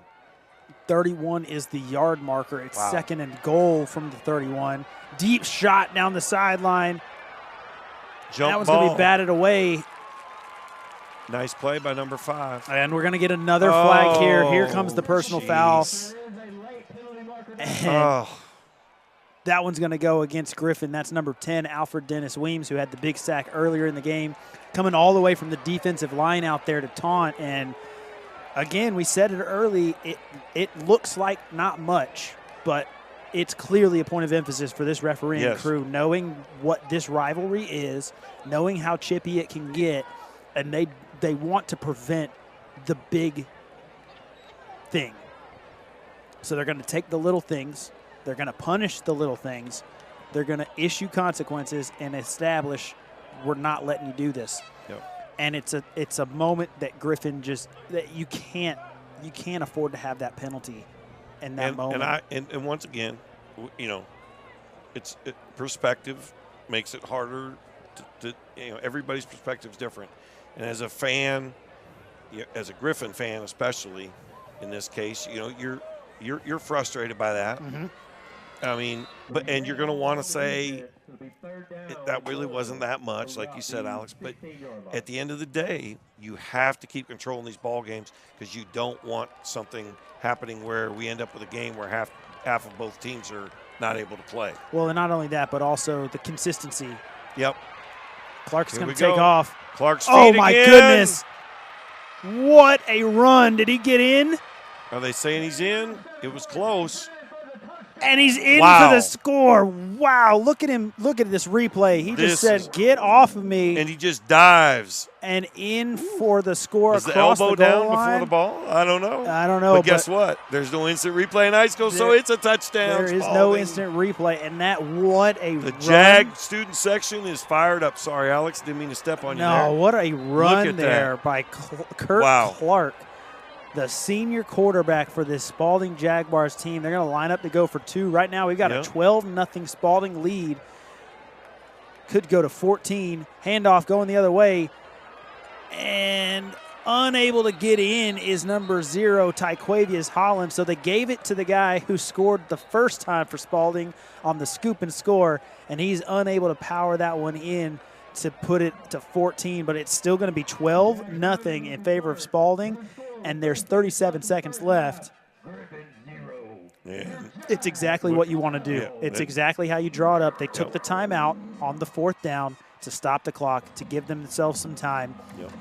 And then you just it's that penalty, that taunting penalty. Set that up. It's just so Griffin has got to be so frustrated, and fans as well as coaches and players, because you're about to get out of the half. If that doesn't happen, that ball was knocked down. Mm-hmm. You got a really good chance. It would have been third and very long. Very third and long, 31. So now everything's totally changed. Everything has changed. You're still going to halftime, and you still got a lot of positives on defense. What's got to happen now is they got to figure out how to score. They really do. They have to figure out how to move the ball because they have struggled to do that. They That's had it. one good sustained drive that they got about 40-ish yards on the drive and then stalled out on penalties. But that really, again, that was the Tony Green show. And without him, they're maybe looking at negative yards for the half. Yes. Darnell, is anybody named Darnell? So Spalding is going to go for the kickoff. And this one is kicked deep. Pretty good coverage, but they're not able to maintain their lanes. He's got some room to run outside, and he's going to get it all the way across the 45 to about the 35 to about the 36. And now with a couple of timeouts here, I think you can take a couple shots here if you're Griffin. I mean, why not? You're not getting the ball back to start the second half. No. You obviously you're always going to risk potential run backs and things of that nature on any kind of turnover, but I think if I'm the offense of the Bears right now, I'm just trying to do anything to give us a little bit of momentum, give us a little bit of life. Yes. So I'd take a couple shots here, I think. Well, I think you hit it right there as far as I'm concerned as an offensive guy. Right now, even if we just want to maybe have a couple of positive plays just to finish the half positive right there. That's an easy throw and catch. Mm-hmm. I know, I don't know if they're going to call timeout or not. Did they? Because it wasn't a first down and the clock stopped. So I'm not really sure why the clock isn't running. Well, we have a little bit faster clock than everybody else, and that's why the clock ended up stopping. We have a faster clock. Yeah, it's a legal procedure. It's that delayed reaction. I love that y'all have that. But the feed on the clock for us is a little bit ahead of what the broadcast is. I know, but it allows us to sit. And when we hear the horn, because we know that the clock's over with and it's on the 20 minutes. Here we go. All right. Well, ladies and gentlemen, we're going to come back to you about 10 minutes left to go in the half. I'm Bo McMichael with Alex Schaefer and Eric Highbelt here at Griffin Memorial Stadium. Sit back and enjoy a nice little halftime experience. And we'll be back here about 10-minute mark to talk about things in the world. But most importantly, it's just our opinions. That's what's most important. We'll be right back.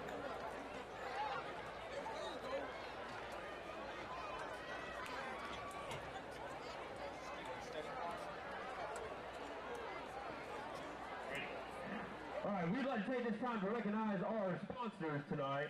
Chick-fil-A of Griffin, CNC Fits of McDonough, Griffin Area Waffle House, Farm Bureau of Spalding County and Agent Mount Beret, Texas Roadhouse of McDonough, First National Bank of Griffin, Dine-Off Chiropractic, United Bank of Griffin, Sellers Law Firm, Red Rocket Tattoo, Black Shear Photography, Lindsay Orthodontics in Griffin and Locust Grove, Hall Construction Inc., Sweet Southern Salvage Antiques and Boutiques in Griffin, Adidas, Buckles and Bows Children's Boutique in Griffin and Zebulon, Resurgence Orthopedics, T&G Sports of Fayetteville, Truett's Grill in Griffin, Coca-Cola, K&G Patent Enterprises, Zero FG Energy Drinks, Corner Cafe of Griffin, Village Medical, and Hollywood at Home. Thank you to all of our wonderful sponsors.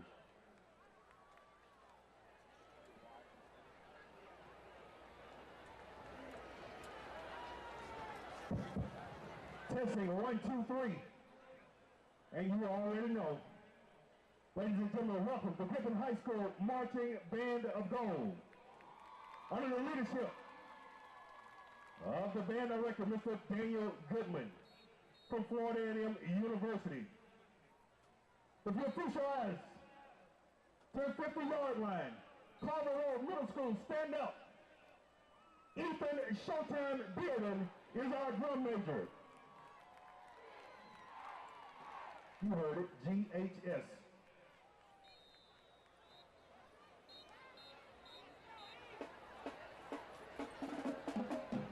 Our past performances include Edward Waters' 2019 Homecoming Parade, North Carolina A&T 2019 Homecoming Parade, Savannah State University Homecoming Parade, Florida A&M University Marching 100 Summer Band Camp. And to represent the other band in the Griffin Branch NAACP Martin Luther King Jr. Parade, Griffin, Georgia. Give it up for the Griffin High School Marching Band of Gold.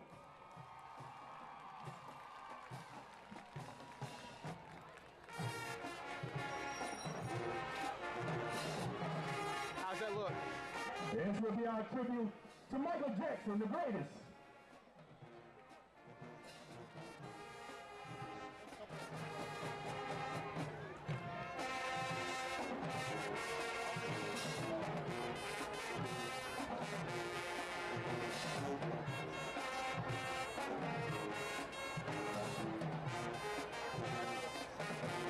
Check out the high stepping, the movement.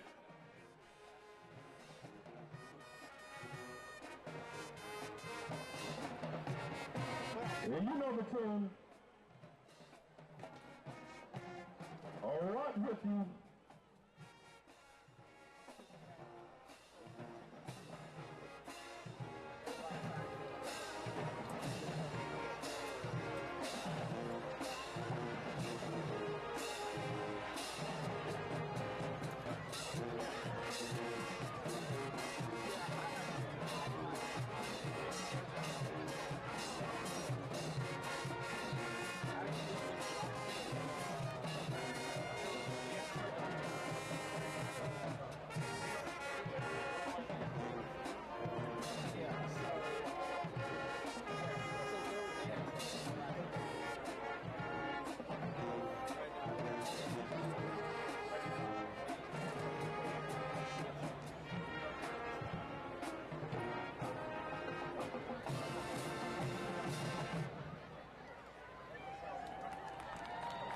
They sound so beautiful, don't you agree? And now we'll feature our dancing Golden Dolls under the direction of Coach Ponder to the tune of Rock Your Body, Justin Timberlake.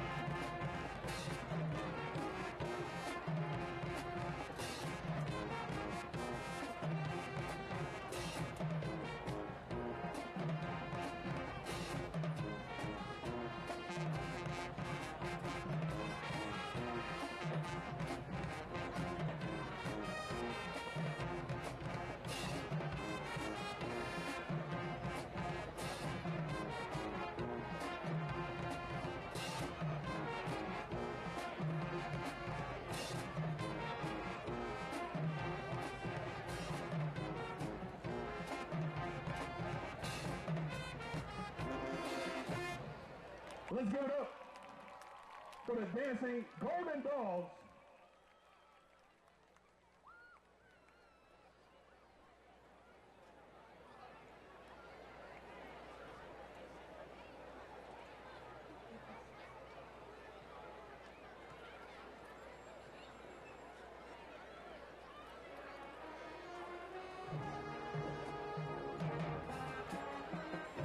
The band will now feature the Golden Dynasty flag team under the direction of Coach Yasmin Beck. To the hit, Bobby Brown tune, Rock With You.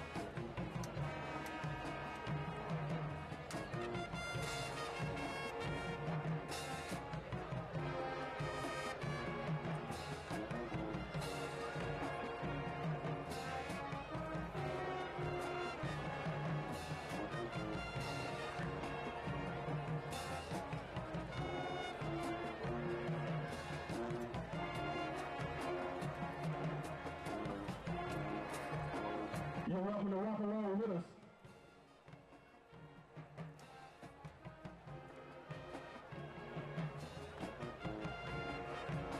I say you're welcome to rock along with us.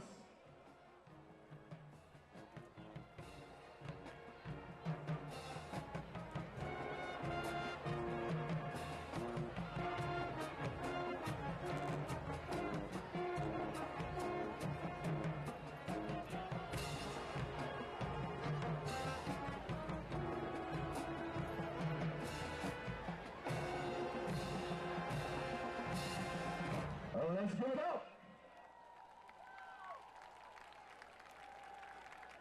Oh, this is what you've been waiting on.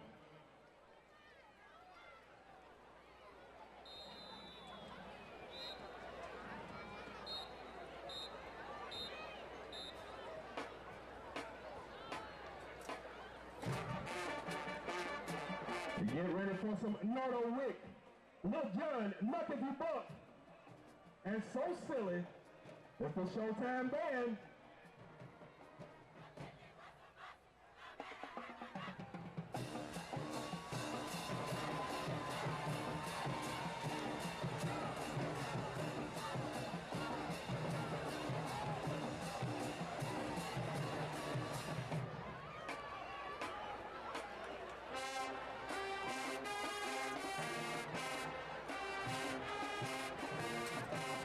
Well, what happened to our drum major?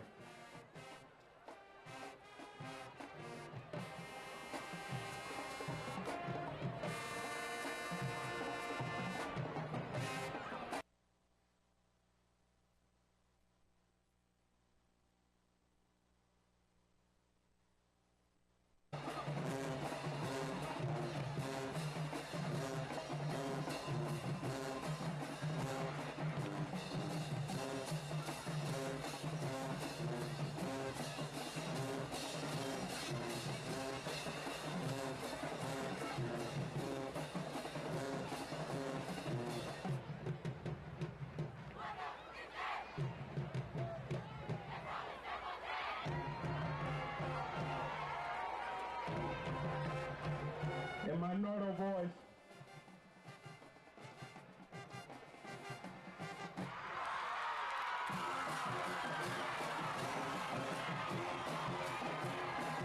And there's our drum major. Who won't smoke with us?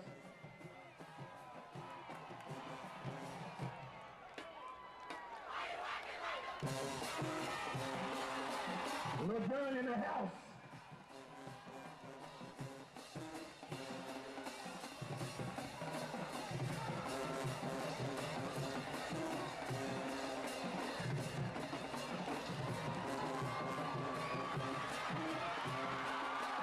So Griffin have band of gold.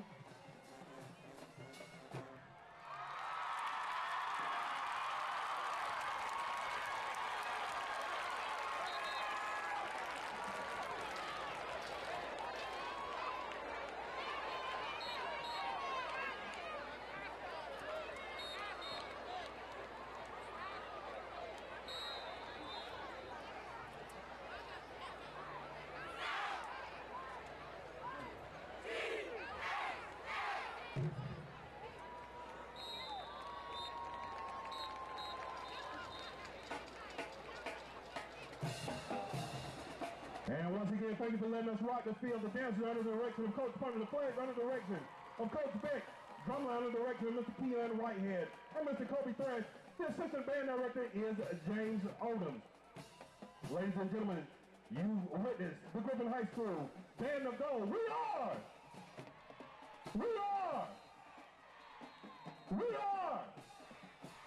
And you already know, this is how we do it at the house.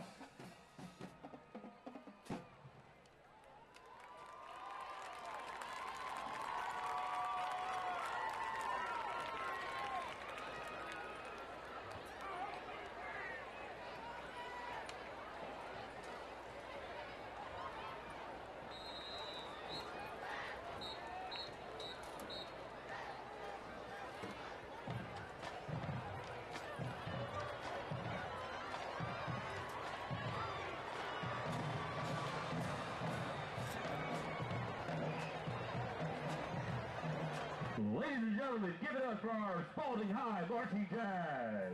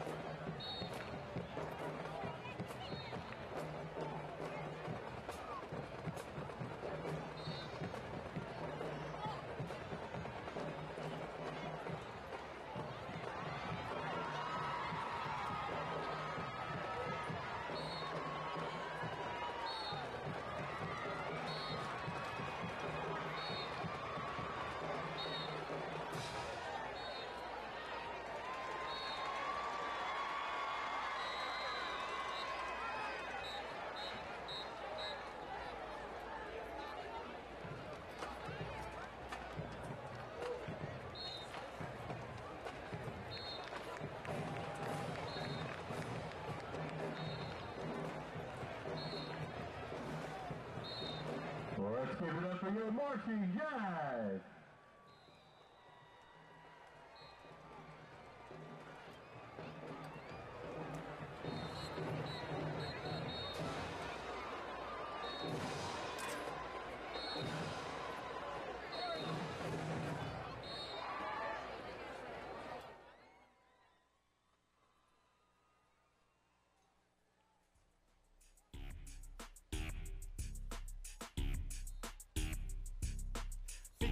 Live is the place to be for quality broadcast for you to see. They deliver prime coverage like Amazon. No matter what day of the week you see them on, you don't need to double check. The truth is clearer than air. Treat it like a viral video and share. There's no comparison, no equal to mention. You can see for yourself. Let it have your attention. From the beginning, you'll see what you would have hated to miss. Another recapable moment, so keep dropping the hits. Turn up the volume, grab your favorite seat, so sit back right now and enjoy what's on screen. 58 live in the building. Best crew. That's right, ladies and gentlemen. We got halftime here at Griffin Memorial Stadium.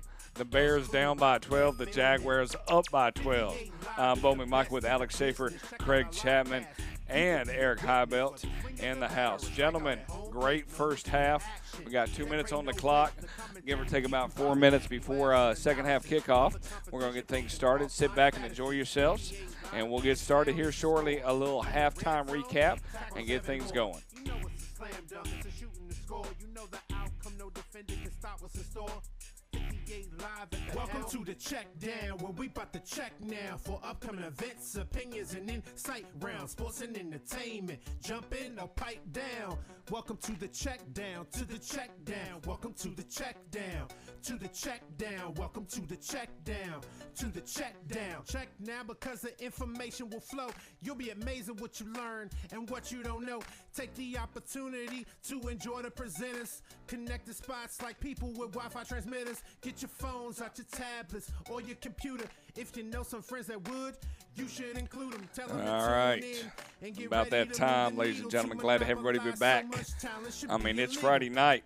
It's 7:40. And I tell you, man, and the ideas of 7:40 on a Friday night, I would be so tense to know that I'm not that tense because it's only 9 games going on. Most of my teams have played last night based on, we call this leap year here for Score Sports. Enjoy that. Craig Chapman, can you hear us out there? I'm here, man. Brother, you're doing a great job, man. Coming back in and doing a little review for your game next week. I appreciate you joining us. We got Alex Schaefer, Craig Chapman, and Eric Highbelt. Gentlemen, Alex, recap the game to give Craig a little update on why we at where we're at here in the Spalding Jaguars versus Griffin Bears. Yeah, we're sitting at 12-0. It's been a defensive struggle all the way through the first half. Not a whole lot of offense for either team. Spalding got a little bit going right at the end to get the score on a quarterback scramble, but it was a blocked punt early on that was scooped and scored that gave us our first score of the game, 6-0. Spalding went up. They failed two-point conversion attempts, and that's why we're sitting at 12-0. But Spalding going down, and just as we were talking about, they went down at the end of the half, stole a possession, were able to get into the end zone after a very costly penalty for Griffin on a taunting penalty, and that's where we stand now at 12-0. And the defenses for both of these teams have been very impressive, Eric. Yes. Eric, talk to me a little bit about what does Griffin have to do to get themselves back in the game right now? Well, they need to stop on this first possession. I appreciate that there, Captain Obvious, man. Right. Well, I'm just messing, brother. I'm just messing with you, man. Hey, you know, the game of football, you know, is not necessarily as difficult as we sometimes make it to be. They need to come out and really try to get off the field as quick as possible, get to that third down, get a stop, get off the field, and get their offensive ball in decent field position. If they let them drive, get past midfield and get a stop, that's fine, but it'd be so much better for them to be able to possibly get some decent field position and see if they can't get some offense, you know, chances are they've made some adjustments at halftime, looked at what they did well in the first half, which, wasn't a whole lot offensively because there just was, Spalding was just all over them. So they needed, hopefully they've made some adjustments. They can get a stop here and get on that field and get an offensive drive going. If they could score here in the third quarter, not allow Spalding to score, get it down to a one-score game going into the fourth, everything's just fine. All right. Well, we're going to get started here. We're going to have a nice little clock running because Craig Chapman's in the house and he can multitask better than I can. So, Craig Chapman, you got the clock, Brett, man. So it won't be the first quarter for the whole half? Oh, everybody's got jokes this morning. I appreciate that. I didn't say a word. No, and you don't right now. All right, ladies and gentlemen, welcome to Griffin Memorial, second half of Spalding versus Griffin. That's the Jaguars versus the Bears. Jaguars get the ball, and away we go. Alex, take us away. It's a big kickoff return here after a bobble on the initial initial handling of it. Couldn't quite secure it securely. Is there a stat on that, Alex? Words are hard. Craig, you're the stat guy. Is there a stat on that? It's as of 29 years of coaching, I swear it seems when they bobble, there's a higher percentage of times that somehow, some way, there ends up being a good return. Well, there's not a stat, but it's just common sense because kids see the ball on the ground. It goes, and it's in every level. The ball hits the ground, and you get out of your lane, and that's how it works. There you go. So Spalding will take over 35-yard line to start this series. Handoff goes up the middle. Decent little gain of about 3. It'll be second down and 7, maybe second and 6. Now it'll be second and 7. And so after the carry by Dwight Terrell, we're going to get our first look at the Spalding offense here in the second half. And they went back to that screen. Shot, they did, and it's going to do well for them. They get down the sideline and get close to a first down, and Clark has things go in the right direction for Spalding. A couple nice plays, little chip plays, pick up a few yards here, a few yards there, and all of a sudden it's third and short, and you're looking at 3rd and 3. Tempo, Alex, you said they've been good at it. Mm-hmm.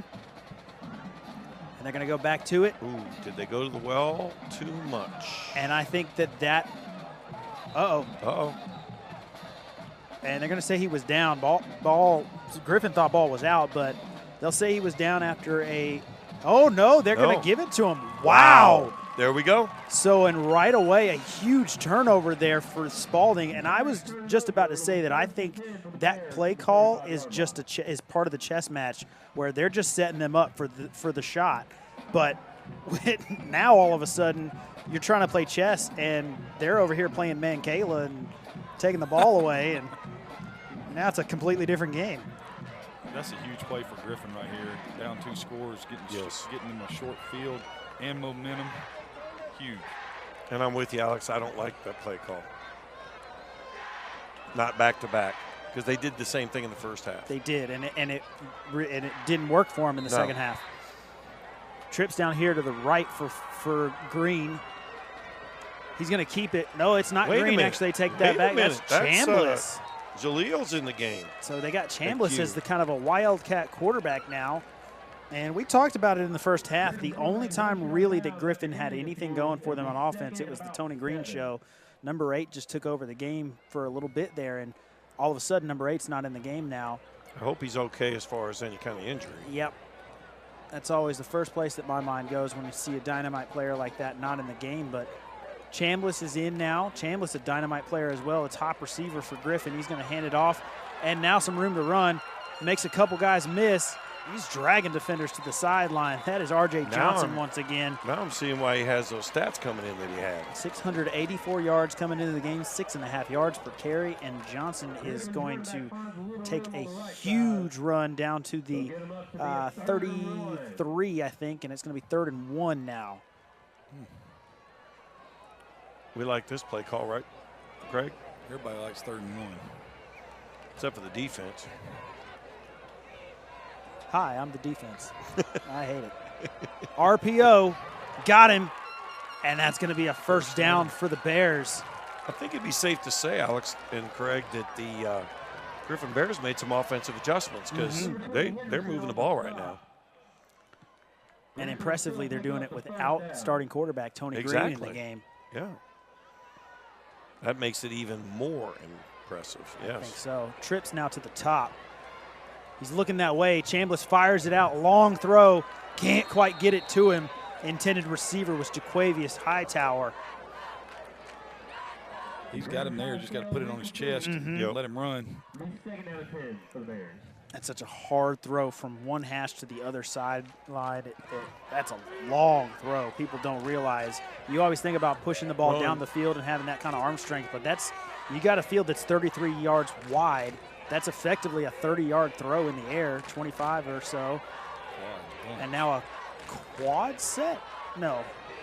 Yeah. I thought quads. It was. Yes, it is. Empty formation, quads to the top. And it's going to be a quarterback draw. Chambliss takes off, makes a couple miss. Serious? But that Spalding defense, we talked about it all throughout the first half. They close so fast that even making people miss, there's another one right behind them. And it's impressive to watch this Spalding defense, the speed that they have. We were talking earlier about one of the losses that they had in the season, 21-14. They ran Dutchtown real close. Dutchtown is the number 3 team in 5A. Listen to these other 5 in the top 5. Ware County, Creekside, Cartersville, and Calhoun. There you go. I mean, that's legit power at the top of 5A. Chambliss looks down the field, can't quite get it to Hightower. Just out of reach. Let him a little bit too much, and it's going to bring up 4th down. But, I mean, that top 5 in 5A is legit. And when you've got the number 3 team, 21-14, that's got to give you a lot of energy to think that we're a 4A team that ran them real close like that. And so Spalding is a good team. We've seen it tonight.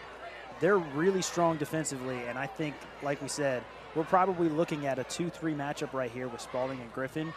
And if Spalding is a 2 in the playoffs, watch out. Griffin now rolling out on 4th down, going for it. Chambliss lets it go as before he gets taken down, but it's going to be incomplete, and that's going to turn things over. So after the turnover from the Griffin defense, and we've got, I thought we had another flag on the field. That wouldn't be anything new. Yellow rain's been falling tonight is what you're saying? A little bit. Yes. Oh, and we do actually have a flag. The holding was declined, and so they'll take over on downs. And so after the Bears get the strip and the fumble recovery, Spalding is going to answer defensively with a turnover on downs. And now this is where you got to be careful for Griffin. You got the big momentum play. You got a 1st down. You had a guy open in the end zone, although I think there was a route mix-up because you had 2 guys standing in the middle of the end zone. Sure did. Now you got to be careful because Spalding, from when we played them last year, they have big play ability. Yes. They can score quick. Handoff on the stretch going left, and in there is the linebacker, number 41, and he was shot out of a cannon. And that is more of the same from what we saw in the first half. That is Austin Street, the linebacker on that one, junior for Griffin.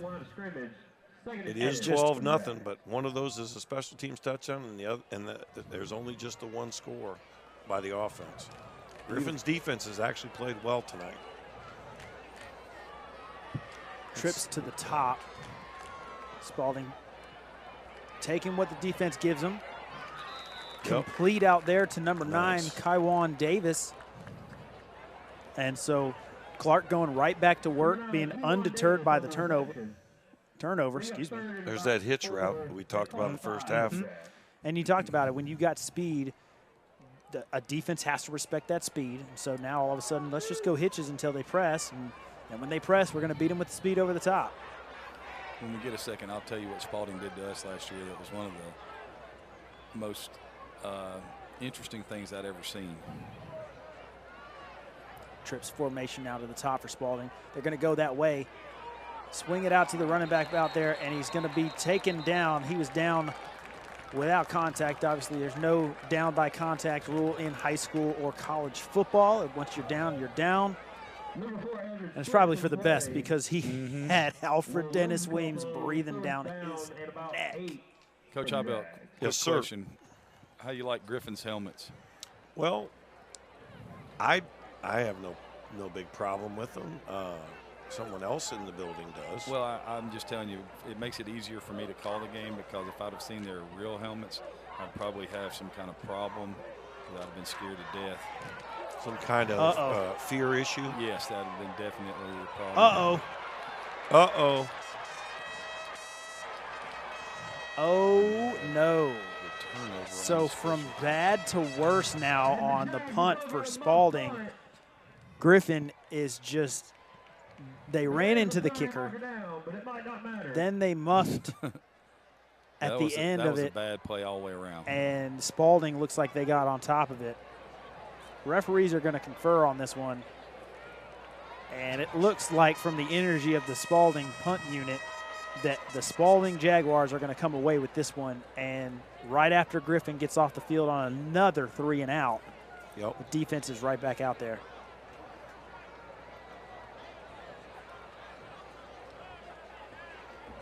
The defense has been keeping them in it, but how long can they keep them in it without any offensive production?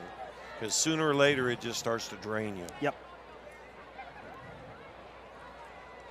But give them credit so far, hasn't been a problem.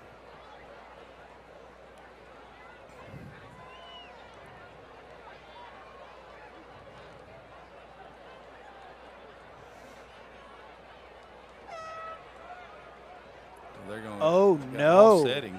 So the running into the kicker and the block in the back is going to offset things. So we're going to get a re-kick. I think they called kick catch interference. Oh, well, they Interesting. PA said blocking So- the back. So Oh, did the PA? Oh, Yeah. I can't hear the PA. Let's reset. All right. We have a the fourth signal down again. is the signal for kick catch interference the same as the signal for blocking the back? I I don't think know. so. I know this. Kick is away now.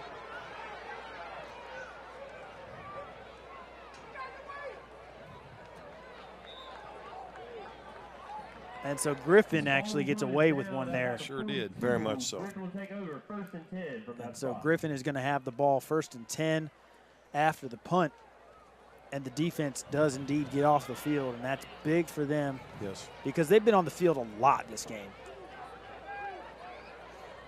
Griffin needs something easy on offense.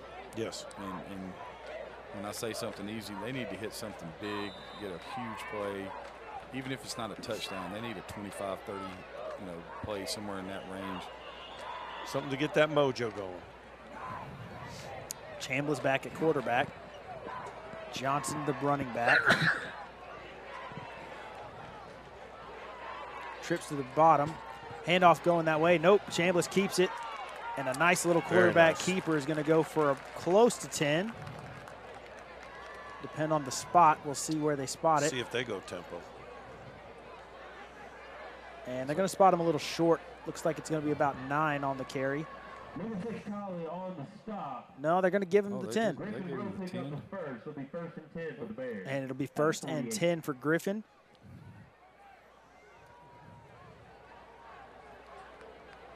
Double set now. Back to the right of the quarterback, Chambliss. Drops back in the shotgun. Nearly avoided the sack, but not going to get away from him. That's number 54 for Spalding in for the sack. Takes him down. That's Davian Foster, the junior defensive lineman in there. And he just came completely free. Davian Foster comes right up the middle and gets the sack. Looks like maybe a missed blocking assignment on that one because he just came completely untouched. Number 1 was limping a little bit, and here comes Tony Green. Tony Green.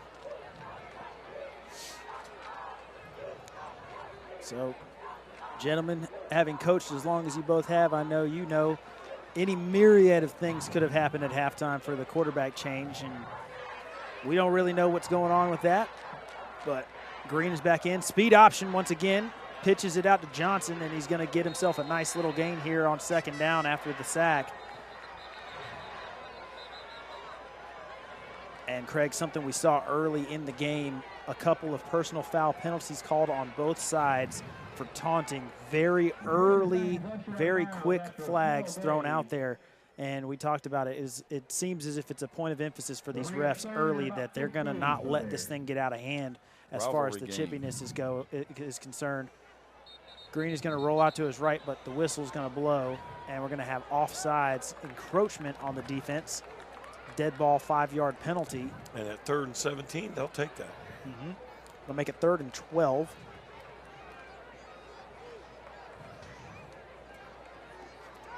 But Griffin has been living in 3rd and long situations all game long, and they haven't really been able to do a whole lot with it. And that's been one of the difficulties for them on offense is not being able to stay ahead of the chains. Right on through comes the defensive end. Green to his left, makes one miss, and he's going to drag a couple of defenders, but not for enough. It's going to be a nice little pickup of about 7 or 8, but it'll still be 4th down for him, 4th and about 5. Here's the quarterback was wrestled to the ground by number 22, Barham. They'll bring up 4th down and about 5 for the Bears. Ball is out to the 43-yard line. And the punt unit is going to come onto the field.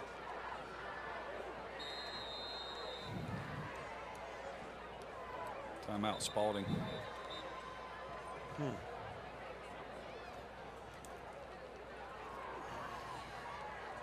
And so the first time out of the half goes to the Jaguars. 12-0 lead for the Jaguars here, about 5 minutes remaining in the 3rd quarter. This is just about anything right here for Spalding. You can call this timeout because, number 1, this is fake punt area. Oh, yeah. Number 2, you don't want them to shift and draw you off sides and give them a cheap first down. Or give them close enough so that it'll be, a 4th and really short.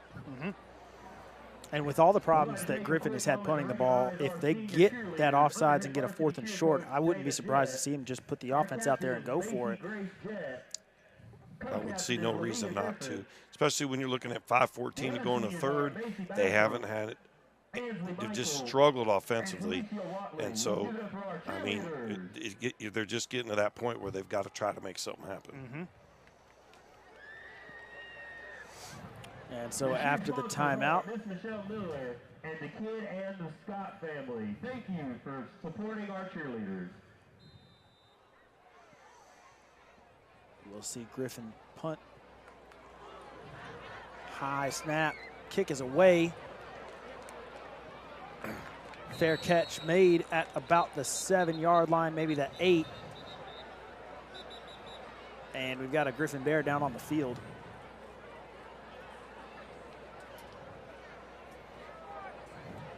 Don't adjust your screens there. That was Tony Green coming off the field on the punt unit. The quarterback for the Bears is also their long snapper. There was a fair catch call, but there is a penalty marker down back at the line of scrimmage. Looks like a cramp, which is painful, but good news. And hey, Eric, guess what? Flag on the play. There you go. Stop me if you've heard that one before. Yeah. Bear down on the field is Elijah Whitaker. We saw Whitaker make a really nice play earlier on in the game. Ended up getting called for the defensive hold, but I thought it was a pretty good play on a double move. Holding against the Jags. The Jags are going to get called for holding, so that's going to add to the end of the run, or fair catch at least. And it'll be half the distance to the goal. They're going to have the ball at the 8-yard line, or excuse me, at the 4-yard line after the fair catch was at the 8. So for the first time all game, really, Spalding now is really backed up. And we saw it the whole first half. Griffin's defense wasn't just on the field a lot. Griffin's defense was in bad field position a lot. And this is really the first time where they have an opportunity, like Spalding had through the first half, to really come after it with them pinned back and really try and make something happen here deep in Spalding territory. And I know Craig would agree with me on this, even though we're offensive guys in most of our coaching career. This is where we would be hoping our defensive coordinator is going to go get them. Yep, absolutely. Because we haven't been able to move it on offense, so we're saying, hey, defense, help us out. make something happen here. Get aggressive. Get aggressive. Get after them. Bring it 4. Clark takes a deep shot, and flags thrown as it's going to be pass interference. Hold everything. There is a penalty marker down. And that'll get them off the goal line right there real quick. Craig Woods in coverage. Love the play call. I was just going to say, I mean, you see it a lot, and I think that's a lot of the reasons why you see this when you're backed up. People think, oh, my goodness, what are you doing? But it's not really a dangerous play because the quarterback is told 1, 2, 3, and throw. You know, he gets that snap, and sometimes even just get the snap in one step and throw. And get rid of that thing, and if we don't get it, maybe we get a penalty. And that's indeed what they got. After the penalty, it would be first down from the 20, or excuse me, the 19. And that one's going to go incomplete. Intended for Cedric Evans. And hey, guys, penalty on the flag, on the play.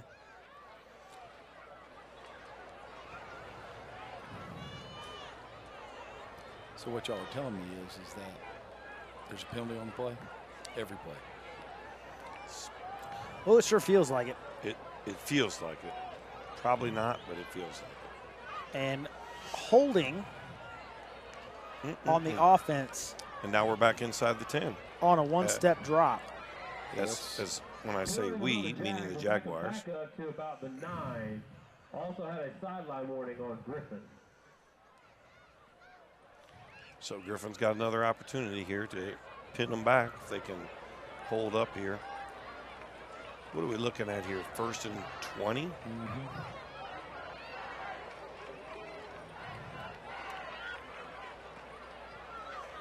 If you can get off the field in 3 downs right now, you're going to get some decent field position.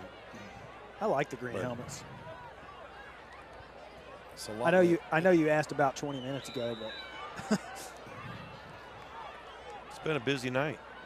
Screen. Oh, nice call. And I thought it was a nice call and a nice play, but didn't quite be able to drag him down. And that was Street once again, the linebacker who just about made that play. Number 17, Makai Tucker on the reception. Just missed on it.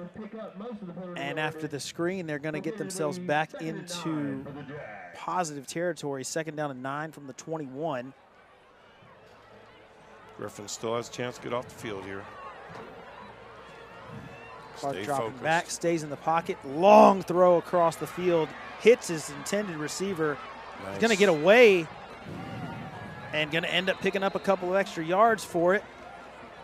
Very nice play out there from Spalding. A well-thrown ball right there. It was impressive, that throw. That's a long throw. Number 4, Evans on the reception and is able to pick up another jack. We have lost our clock, so right now I'm keeping down the distance. Uh-oh. Guess what? Flag That on would the be play. flag on the play. Encroachment. Offsides. Offsides on the Griffin D end. It'll move the Jags up 5. It'll be 1st down and 5 for the Jags. 1st and 5. 38-yard line is where it is spotted. And Clark is going to take the shotgun snap. And there it is. Oh, and they just missed on it. And just like we were talking earlier, they went to that screen and then they went screen and go. Couldn't quite hit it, but it was well defended. They were disciplined in the back end, had a couple safeties there. And so it was going to go for a 1st down, but it wasn't going to be the home run that I think they thought it was going to be. It would have taken a perfect throw because he had to hit him. He had to hit him in the window. Because, as you said, the safety was over top. And so now it'll be trips on 2nd and 5. Oh, no. And, nearly intercepted, and that's about Griffin could have used that. That's about our 4th or 5th near interception here in the game. And so Spalding there having a snap when no one was really ready for it. Clark doing everything he could to just get rid of it, and that was almost a huge mistake. But either way, it's an incompletion, and it's going to bring up 3rd down and 5 now for the Spalding Jaguars offense. And with just over 3:30 left to play in the 3rd quarter,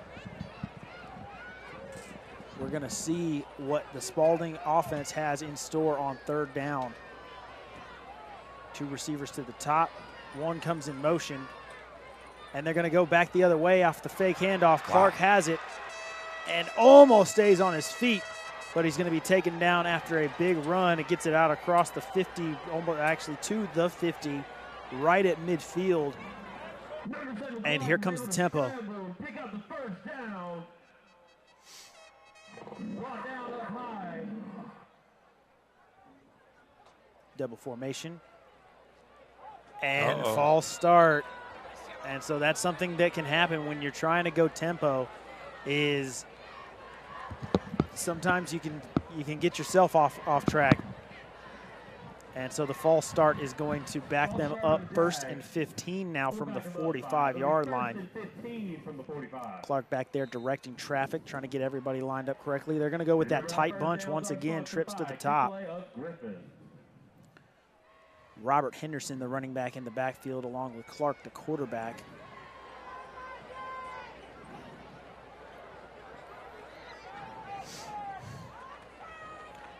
They're going to go reverse.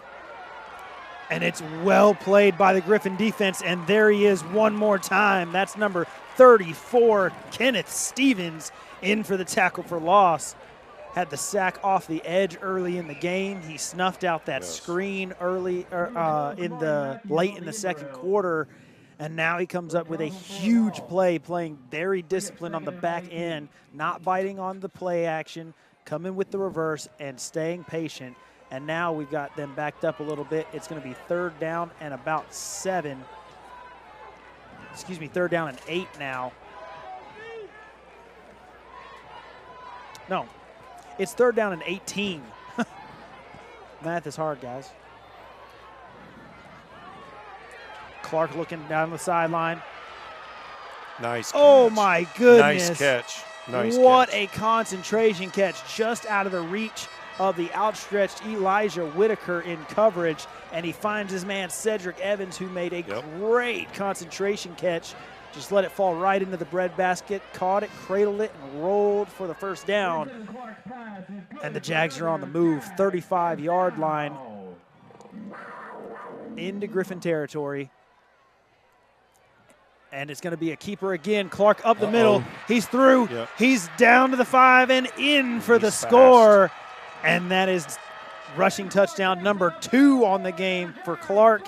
And it's going to make it 18-0. Uh-oh. No. Please, no. It's like a cramp.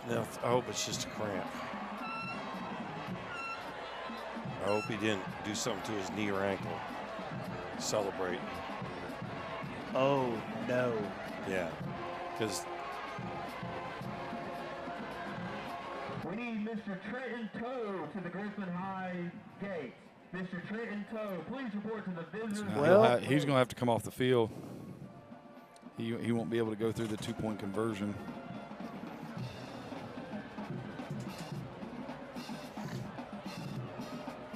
And that could be a huge loss for this Jaguars offense. So we talked about it earlier. Anytime Griffin got anything going offensively, it was the Tony Green show. And the same is true for Spalding. It's been the Kurt Clark show for them. Throwing or running, either one. They're going to go for 2 here without their starting quarterback. And he's running to the weak side, and he's swarmed by the Griffin defense. That was Cedric Evans on that one. He made the catch that set up that huge run, 35-yard run for the score for Kurt Clark. But I'm just going to throw it out there. I'm a little disappointed, and I would say Spalding fans might be a little bit too, the Jag fans, because their 2-point conversions have been a little bit vanilla. They've got so many athletes. I really would like to see them be a little bit more creative with their 2-point plays. But either way, it's 18-0. And I've really liked the play calling down that drive. The reverse didn't go for anything, but they were getting that horizontal stretch of the field between that and the screen pass, getting that horizontal stretch, and then what do? They come back with a play up the seam to the receiver. So, and then followed by a quarterback run up the middle. So good job of play calling as far as horizontal stretch plays. Then you get the defense kind of widening out, and now you take it right up the gut with either a throw or a catch or a run, excuse me. And it's go time right here if you're the Griffin offense. Oh, yeah. I mean, it's still the third quarter, but not much left. And they just haven't shown the ability to score fast. So, I mean, you're down three scores. I mean, you know. And now, after that drive, now you're starting to question, okay, the defense has been out there so long, they're getting tired. Yep. Well, gentlemen, sound of the game, I know, Craig, you can't hear them, but it definitely sounded like there was some extracurricular stuff going on in the stands, and I think that means that these kids are going to have to really stay composed now, because there's going to be an even quicker whistle, I would imagine, now from the referees to try and keep the game under control. They can't do anything about what happens in the stands, but when those things are going on, it's just going to fire up the kids on the field, and you've got to stay composed now, because they're going to be looking for reasons to blow those whistles to try and keep everybody composed and under control. But a kickoff goes in the end zone for a touchback. Hope everybody is safe there spectating the game, and we've got ourselves a good one here. It's 18-0. It looks like on the scoreboard like it's a blowout, but it's been anything but. This Griffin defense has been really impressive, and so has Spalding. And these are two coaches. These are two really good teams. Number one in their quarterback. Chambliss once again is going to roll to his left, looking downfield, and he's going to be taken down in the backfield. And I believe that was number 5 for Spalding, Ronald Moore Jr., the corner who made an excellent play on a screen earlier in the game, is going to be the one to come up and get the sack for the Spalding Jaguars. The quarterback scrambles, doesn't quite get that in line of scrimmage. 0, Holland, and number 6, Tally are in the area for the sack. And you guys were talking about it when we were getting ready for the kickoff, it being go time for Griffin, and you can really feel like it seems like they're feeling that pressure right now. Yep. Chambliss in at quarterback still, looks to his right, steps up in the pocket. He's going to get away, but not for very much. It's going to be about a 3, maybe 4-yard scramble. He's going to get down to the 23, and it'll be 3rd and 7. Number 58, Anton Haven on the stop. We 3rd down for the Bears. And they tried to run all hitches on this side right here, and Spalding had it covered up pretty well. Sure did. So they'll go back to the trips down here to the bottom. Chambliss in shotgun. Johnson is his back, looking to protect. Rolling back to his left again. Makes a couple guys miss, but cannot get away, and we've got a flag thrown. And a Jaguar is down. We'll check the flag, but I can't imagine this going Spalding's way. Fans, at this time, the concession stands are closing. The concession stands are closing. Please do not go to the concession stand. And that one looks like it's painful. Yes. That is Jatori Tally, number 6, the junior for Spalding, down and comes off the field.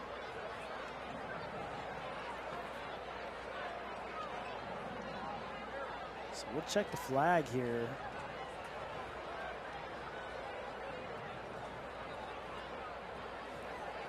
I don't know what they could have called. Maybe a late hit. Unless it was leading with the helmet.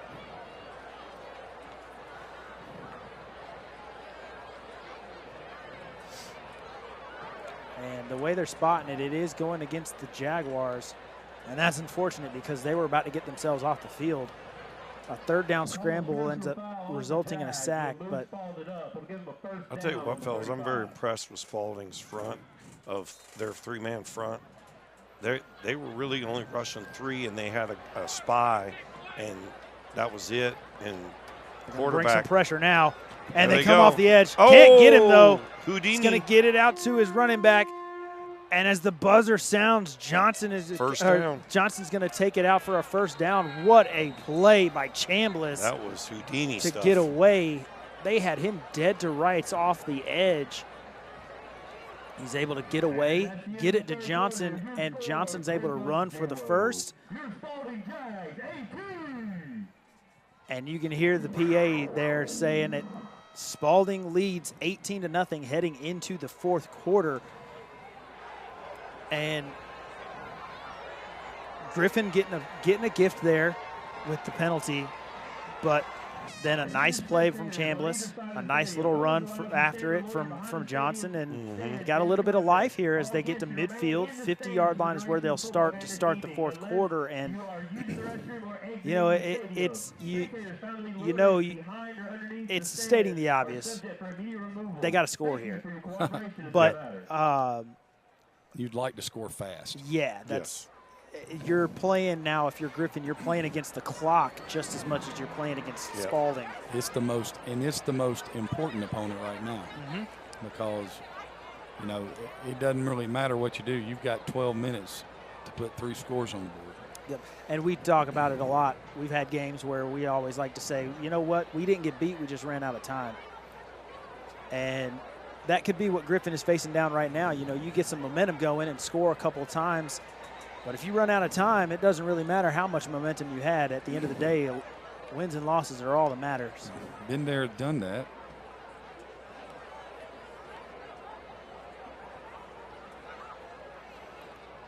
So, Coach, talk to us about what Spalding did to you guys last year. All right, so they came off, we punted. It was a long return. They had a penalty, and they came off the sideline after the penalty. 2 tight ends, 2 backs in the backfield, one receiver. Had this dude that could fly. They took the snap. Quarterback took 1 step, threw it as far as he could throw it.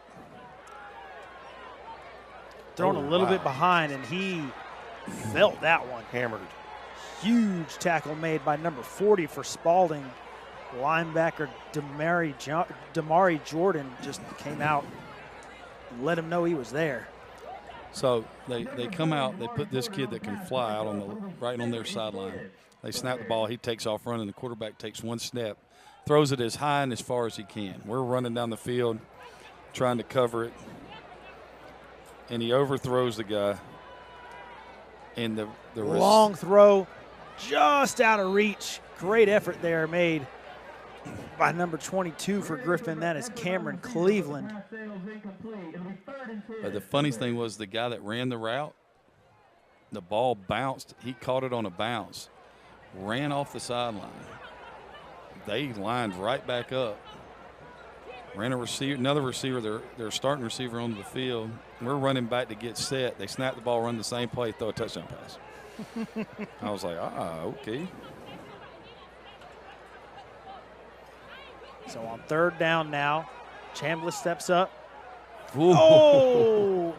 Had Johnson open down the sideline, but let him just a little too much. That throw on the run is always tricky to handle. And so Johnson unable to secure that one, and it looks like the punt team is going to come on for Griffin here. 4th and 10, middle of the field right here. If I'm Spalding, I'm in safe. I'm looking for something funny. If they punt it and it rolls down to the 1, they don't get 3 touchdowns. They don't get 3 touchdowns on 1 fumble.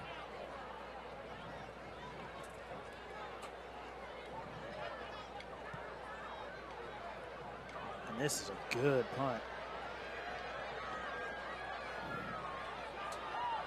And it's a good return.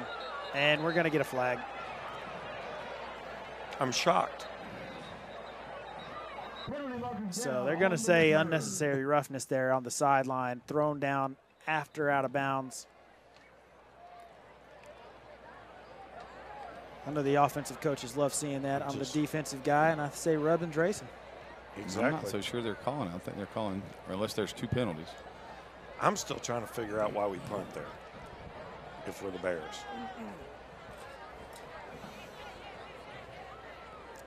So we're gonna get a 11:32. hold.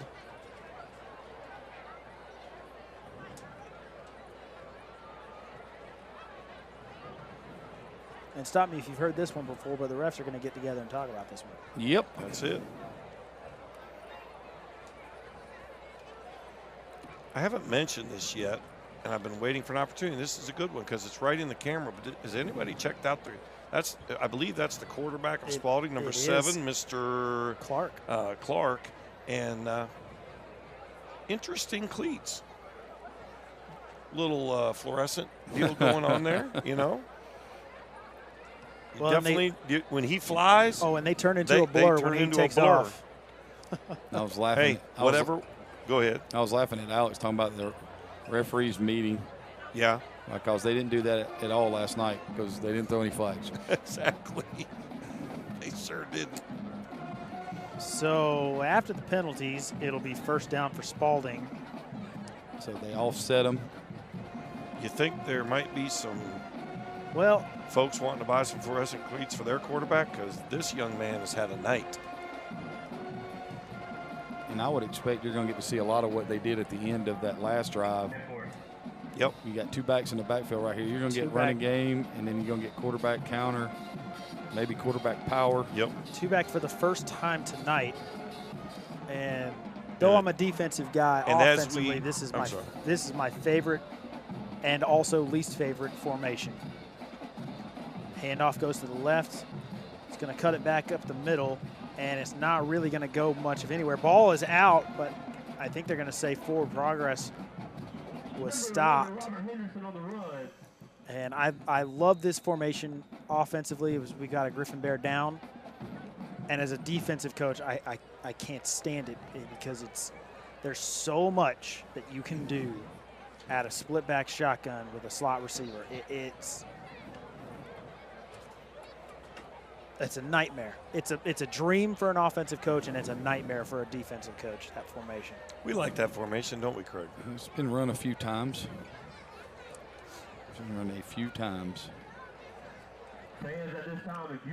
I think you can pretty much 22 and 23 draw. you could line up and split back shotgun with a slot receiver the entire game and never get out of it. Just flip the slot based on the field. Yep. You could stay in it the whole game.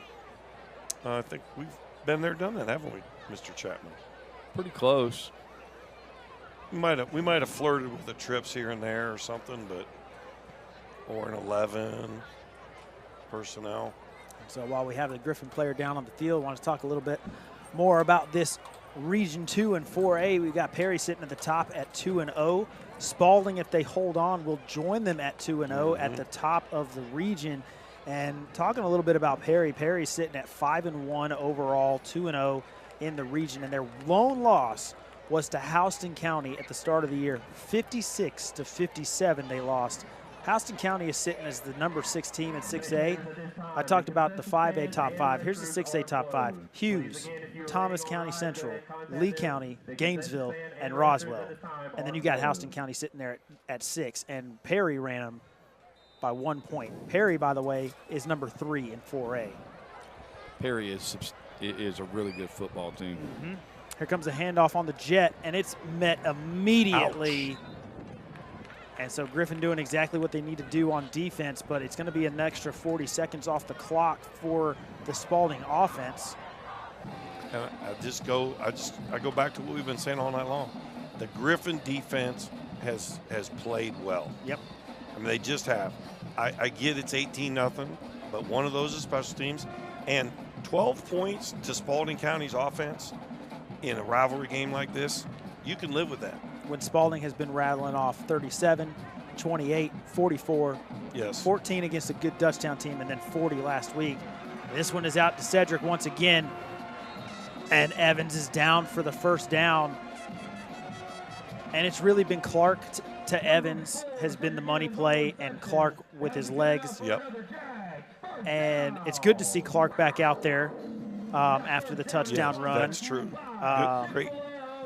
But great point. Again, really, Spalding's offense has lived and died with quarterback number 7, Kurt Clark, and Griffin has done a good job of answering it for the most part.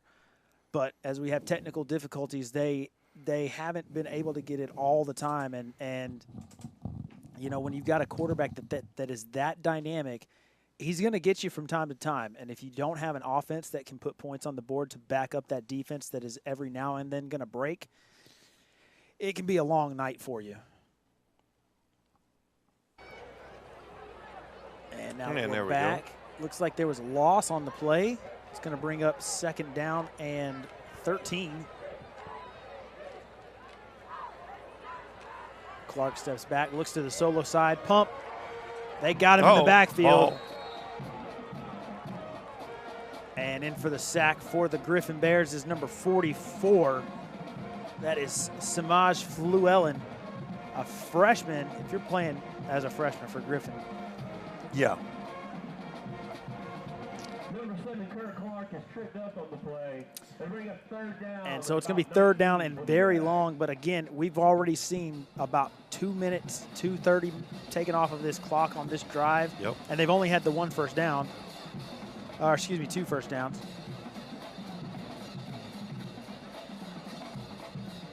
Clark drops back.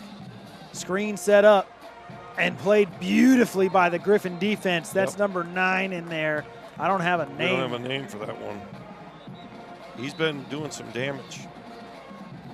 But, man, what a great play there by the Griffin defense to snuff out that screen. And it'll be 4th down and quite long, as it's now a timeout first, but it'll be the 45-yard line. It is 4th and 22.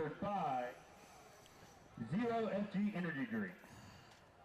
With this break in the game, 9 minutes left to go in the 4th quarter. Your score, Griffin Bears 0. Your Spalding High Jags 18. And so now in the timeout, I can talk a little bit about this 4A division.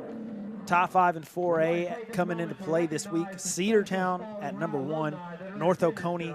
Perry, who is in this region 2, is at number 3. Benedictine, the reigning champs, are at 4, and Troup County is number 5. So we've talked about that's 15, 16 if you include Houston County. Really good teams at the top of 4, 5, and 6A. And there's some pretty good football being played in Greater Atlanta. Very much so. Very much so. Spalding now will punt the ball away. A mecca of talent. And that one is going to be kicked away. It's going to take a favorable Spalding roll. And it is going to be down at about the 21-yard line. And that is where Griffin is going to start over. Just under 9 minutes left to play here in this one. And we said it before, pressure's on right now for Griffin, and they're playing against the clock.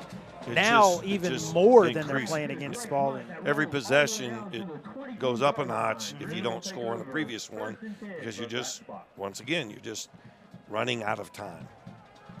So 22 officially will be the spot.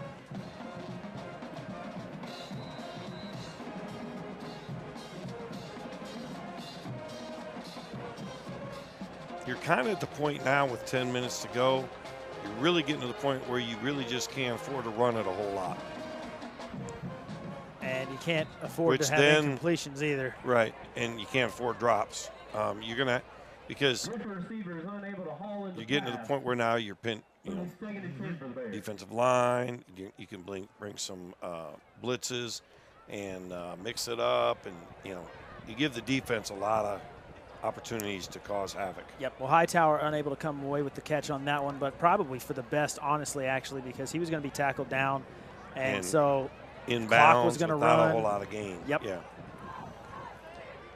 Chambliss still in at quarterback. Snap goes to him, and another long throw. Catch on the slant is Hightower, and he's off to the races. Oh my goodness! He's at the 50. He's down to the 40. And he's going to get caught. Down across to the 35 into the 34, and a huge play for Griffin right when they needed it. And wow, what a strike there from Chambliss. Yes. couldn't see the route outside, but looked like it might have been a double move. They had gone outside earlier. They had gone outside on first down, and then they hit him with the slant coming back the other way, and he just ran across the field. Chambliss now rolling to his left, gets away from one, gets away from two, and he's going to be finally brought down by the safety, Arcavian Hood. Number 2, Arcavian Hood on the stop. But not before he's able to pick up a first down, and so Chambliss now trying to take over this game. Again, Chambliss, the top receiver for this Griffin offense, at 16 catches, 282 yards, and a pair of touchdowns, and now playing quarterback. Takes a shot out there to Johnson. Johnson makes the catch, but he's going to be swarmed by, look at that, 1, 2, 3, 4, 5, 6, 7 Spalding Jags in the frame right there at the end. A flag is going to be down.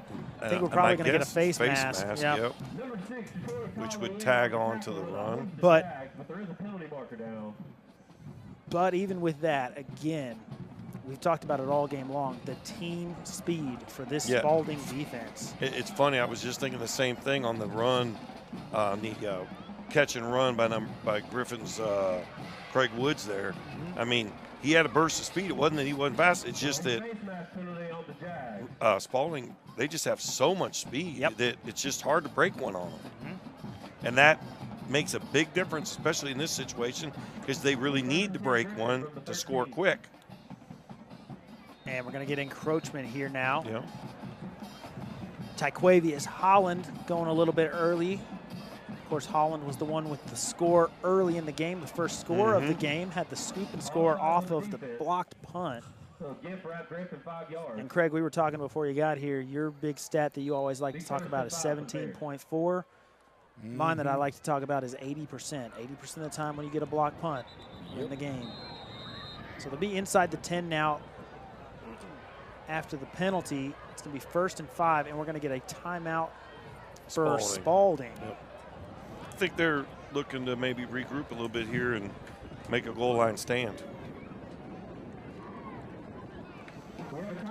I think technically there can be a first down at the 1, but I think you can get it at the 2. Ish. Is it the 2? Right at the 2. Okay. Concession stands and restrooms are closed.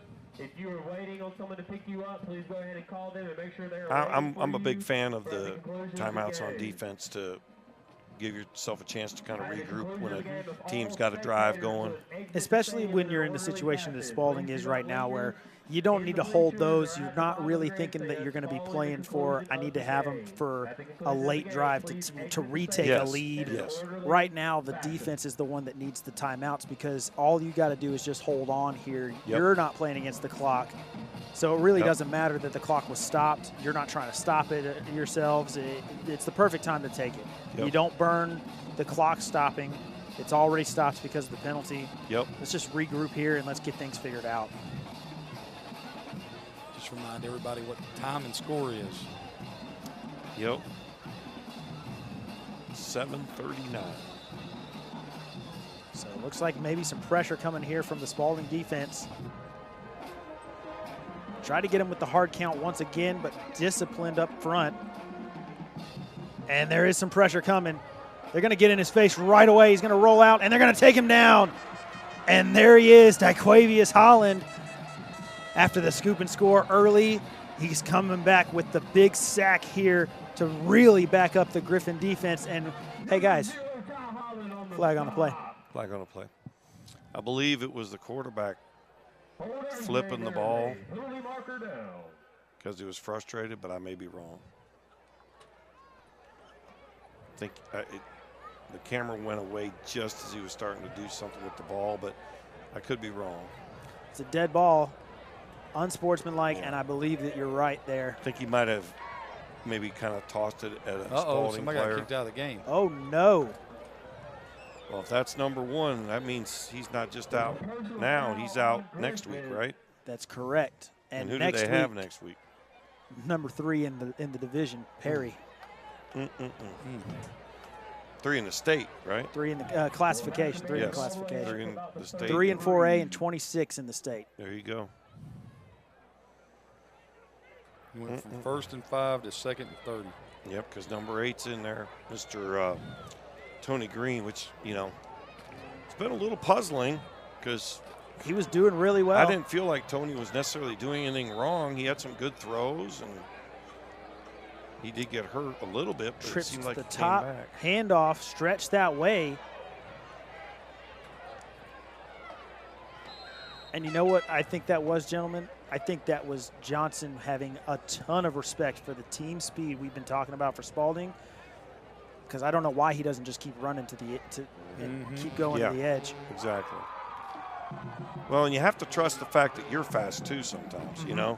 I mean, you got to be careful you don't get away from what you do. Quick strike out there to Hightower. And just immediately, Ronald Moore Jr. is on him. And, hey, guys. Flag on the play. Yeah. Number 5, Ronald Moore on the big hit to break up the pass, but there is a penalty marker down.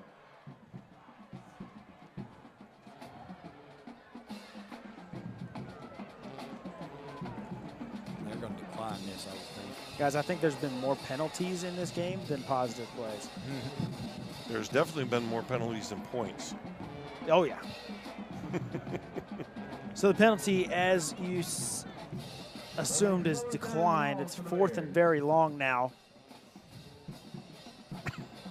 Green steps back, looking over the middle.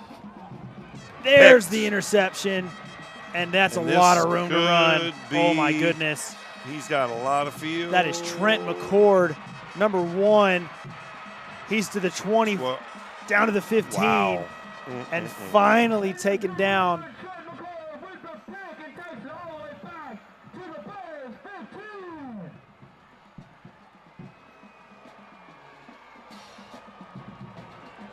The Jags will take over. First and 10. And that right there is a backbreaker. Yep, and we talked about it early. There were several near misses on interceptions for both defenses. And finally, we see it going the other way, and it goes almost all the way the other way. And again, it'll be first and 10 Jags from the Again, 13 Trent yard Sooner or McCord. later, somebody was going to finish one of those picks. Trent McCord with the, you called it, Craig, the backbreaker of a pick. All the way down inside the 15 to the 13. 87-yard return. Oh, my goodness. Do you throw it to the end zone or do you run the quarterback? Quarterback. Throw it to the end zone. Pass interference. That was really nice defense. What just happened? I said pass interference, and Craig said that was really nice defense was really nice without defense. missing a breath. How did that happen? That's very, very surprising to The reason it was really myself. nice defense is because I don't think that you should be rewarded when you don't throw the ball well. Because that ball, if it's up into the outside, is a touchdown. So the running back goes in motion. They're going to swing it that Flare way. Got him. screen, flare Great screen. blocking on Flare the screen. perimeter. Throwing it out of the end zone. They're going to say that he was out at the 1 yard line, but I want to talk about the block from Yes, number 9, yes. Kaiwan Davis, on the edge. I think there was a couple of blocks out there. maybe. There were a few, but the big one that sprung that was, Yes, yes. that one right on the edge. He just followed behind his receiver, and I tell you what, there's some coaches at a little place called Georgia Tech that are going to watch that and think, yeah, he can play for us. No, never mind. Handoff up the middle. And in for the score, number 11, Robert Henderson, sophomore running back for Spalding, takes it across the goal line. And the interception by Trent McCord and the 87-yard return on it sets them up for a couple plays later getting in. And right now, everything is coming up Spalding. Gentlemen, Yes, sir. do you hear it? Would someone be singing? I think I'm starting to hear her. Don't say it. It should be mean. Just under 6 minutes left to play here, and we have the fourth score, third from the offense of the Spalding Jaguars. They're going to go for 2 once again. And the Knocked shot is down. going to be batted Knocked away. down. And so a fourth straight failed two-point conversion, but it doesn't really matter when it's 24-0. But I will say this. As a coach, I love seeing a team that's down 24-0 show effort on the two-point conversion, because it would be real easy there to just basically stand there and just let them throw the ball in. I like to see the fact that the kids are still playing, because we all know that doesn't always happen. No, but it's going to happen in a game like this, because right now Griffin is going to hear this all year long until these two teams meet again next year. Yes. So I guess what we're saying is a phrase that unfortunately I've had to use a lot this year with my group, which is we're playing for pride and respect. Sometimes it just happens that way. It does. I don't think that anybody at Griffin expected their start to the season to be what it was. And I know Spalding, has had some games early where, I think they had some close calls early on that didn't go their way. But I can tell you right now, they're tough, hard-nosed, and athletic. Yes. And 2 times seeing Spalding so far this year, I've been impressed with that exact same thing you're saying, Craig.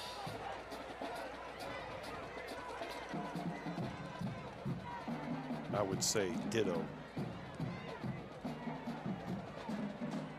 And this isn't Ghost. Kickoff now being taken by Hightower, and he's going to be out. Don't do it. And hey, guys, flag on the play. Flag on the play. I know you were going to say that. We have some referees going to be in the trainer. Would it be wrong to say, does anybody have a Brave score? It is 2-1 Braves in the bottom of the 5th. There you go, folks. Mets scored 1 in the top of the 2nd, and Austin Riley and Matt Olson went back-to-back off of DeGrom in the bottom of the 2nd, and that's where the game is right now, going in the bottom of the 5th. Just in case you are live streaming this and don't have access to the Braves game. Griffin will take over 1st and 10 from the 22.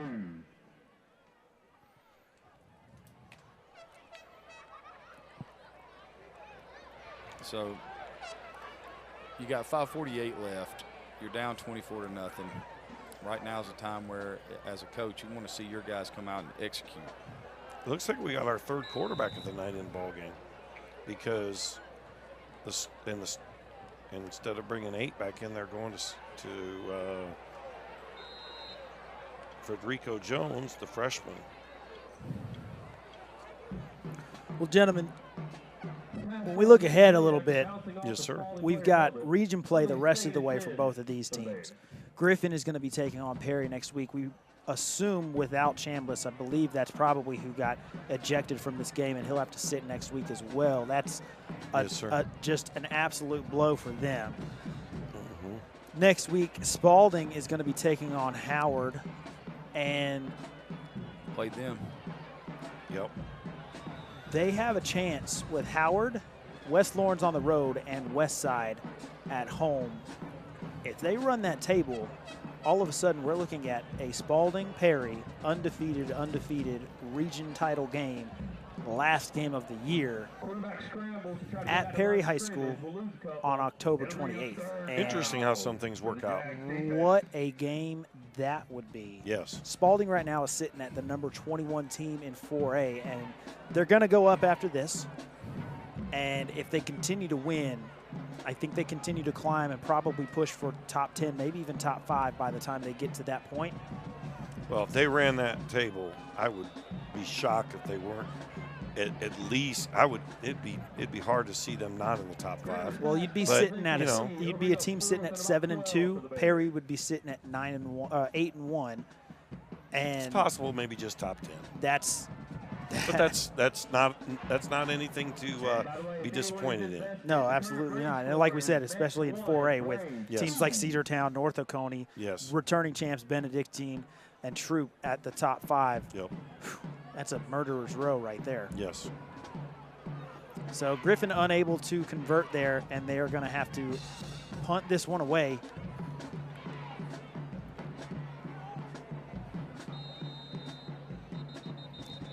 This is the time of the game where you got to stay disciplined. It's 24-0, and you usually your punt team, you know, you don't really necessarily have a backup punt team, so you got to keep the starters that maybe have been pulled. They've got to remember that they still got to get out there for punt. Yes, indeed. And that can sometimes be a point of frustration. Yes. 15, maybe 60. It looks like they got everybody out there. I think they just had a false start. And do we have a, oh gosh.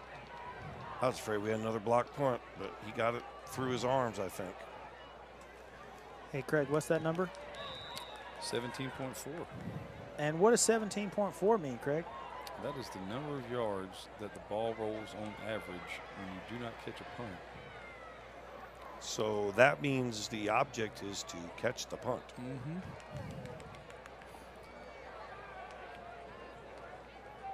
And that number was pounded into our heads at a very early age.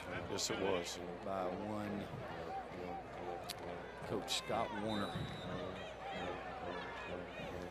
That was back when you played Craig in the 50s? In the Stone Age. Jet action. Wait a minute. And that means I played. Great in what? swarming defense there from the Griffin defense. Help me out, social studies guy. It didn't go back that far. Now, Craig, when you played, was the ball made out of pigskin, or was it still just a rock? No, we just picked up, you know, rocks, painted them. There was no passing game. You fell on the ball, you were out for the year. So Clark looking downfield, gets this one away, and that's gonna not be called intentional grounding. I have no idea why. I also have no idea why they were throwing the ball. Yeah, I'm trying to figure that out myself. But, you know, So Spalding gets away with one there without the intentional grounding call. crazy things happen in rivalry games. Yes, they do. Like people lining up to kick a field goal. Up Yes. 49-7. Yes. But, you know, those things are remembered. They are. But it's hard to control your emotions, even when you're filming the game. Ball on the ground, and Clark is just going to fall on that one. And so it's going to bring up 3rd down and long. Big 4th down. Or excuse me, 4th down. Thank you, Craig. Just trying to do my part since I got here late. Look at him running the scoreboard and correcting me all at the same time. Does anybody can you walk and chew gum? Can we have a vote here on who would like to have seen number 7 on the bench on that series? I mean, you know, I can understand why he's out there because it's 24 points and technically still a 3-score game. But, you know, Griffin has already, you know, played their freshman quarterback. Wow, blocked. Well, that 80% stat just went out the window because both teams have now blocked a punt in the game. Only one of them's going to win. Haven't seen 2 teams win the same game. Griffin would like a word with you on that one. Yeah. 1978, Griffin and Valdosta tied and were named co-state champions. So technically 2 teams did win, didn't they? There you go. Or did both teams lose? Neither one lost. They were both tied. But I always thought nobody lost or won. But when they give you a ring, you won. I don't care what they say. Amen. So Griffin will take over at the 46-yard line in Spalding territory. Freshman quarterback rolling to his right, and he's going to be taken down. What a play from, it looked like maybe from the safety spot, Jaden Jones. Number 8, yep. Senior. Frederico Jones, the freshman, rolled out to his right and then just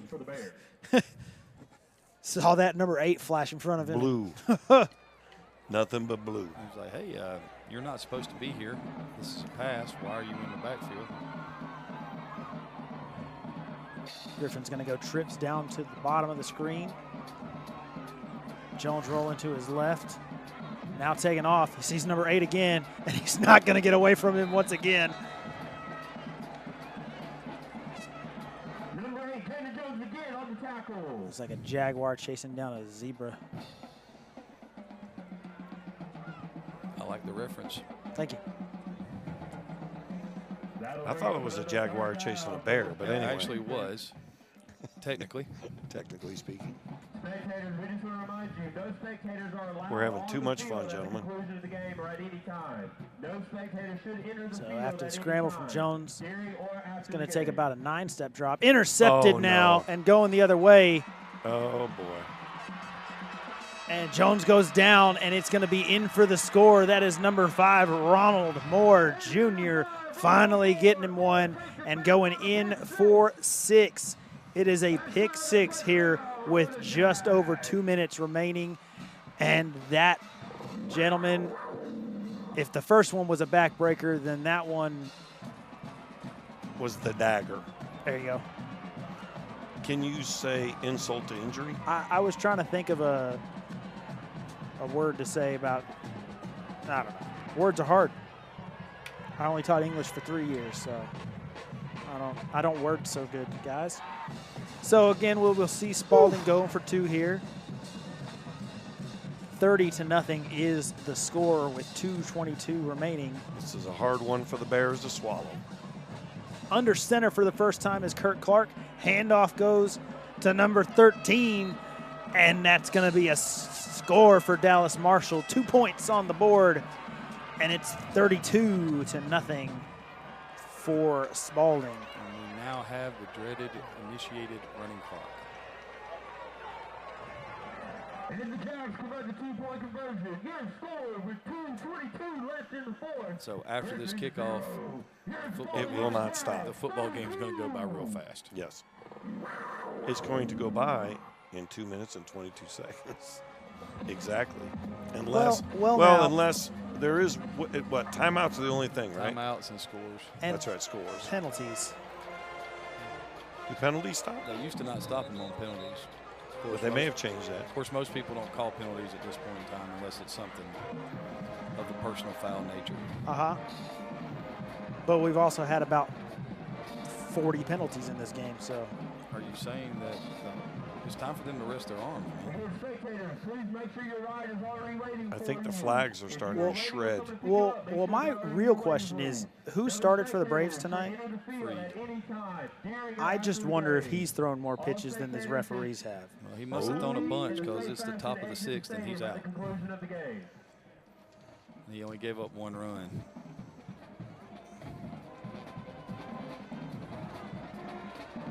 Spalding will kick it off after the score. It's going to be fielded and returned. Decent little return here. Gets it out. It does stop on change of possession, so it'll stop after Yep. this. Until the white hat puts it in play, correct? I think that's right. Another Jags in on the tackle. The Bears will take over 1st and 10 from the 24. So 23-yard line is where the Bears will start it. Frederico Jones, freshman quarterback, back in for the Bears. R.J. Johnson, senior running back.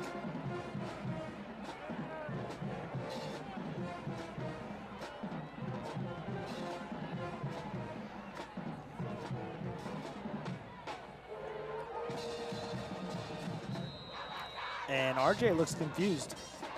You know, they don't have a right tackle.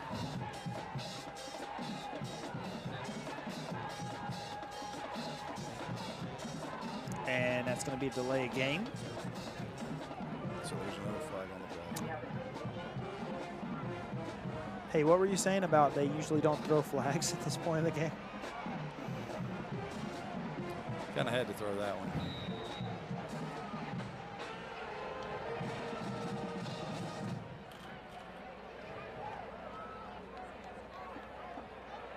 Looks like Griffin has got everybody on the field now. Turned out it was actually the right guard that was missing there. Yep. Handoff is going to go to Johnson.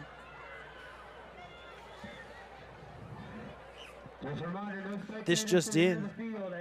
Freed pulled after 71 pitches. If you are the owner of a dark Quadre and your license plate is TCR 3173 and you are parked in behind the Griffin Side Stadium, you need to come move your vehicle immediately. TCR 3173. If you are the owner of that vehicle, please come move your car immediately behind the Griffin High stand. So there you go, everybody. If you're the owner of that vehicle, go please move it. Handoff goes once again to R.J. Johnson, and he's going to have forward progress halted. And Johnson looks like he's hurting. I'd consider getting him out of this game. Mm-hmm. That was another and question I had as well. And they were going to try to, and it looked like he waved him off.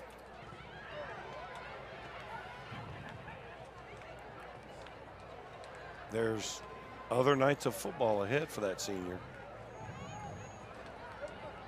There are, and I think that there are some playoff nights ahead for that senior.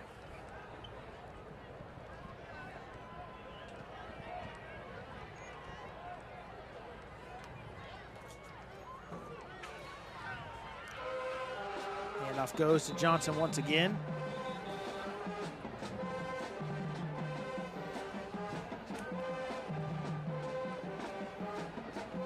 I think they're just going to let this thing run out. What makes you say that, Craig?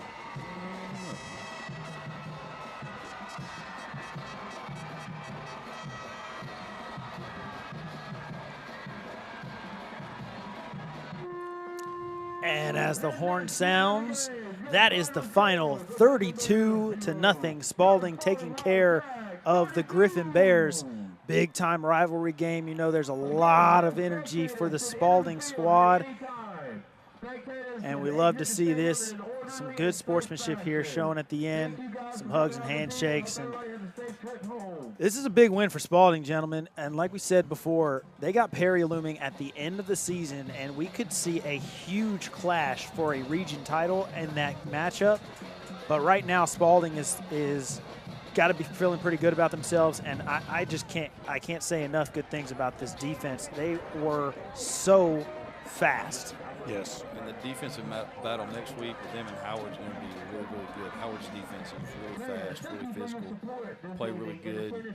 They've had, we played them 2 weeks ago, and since then they've had a rough time. They had to go to Perry and then then played Baldwin.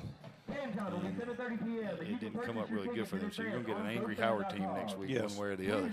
Yep. And that is at Howard, did we say? It is. No, it's at Spalding. Oh, Howard's traveling.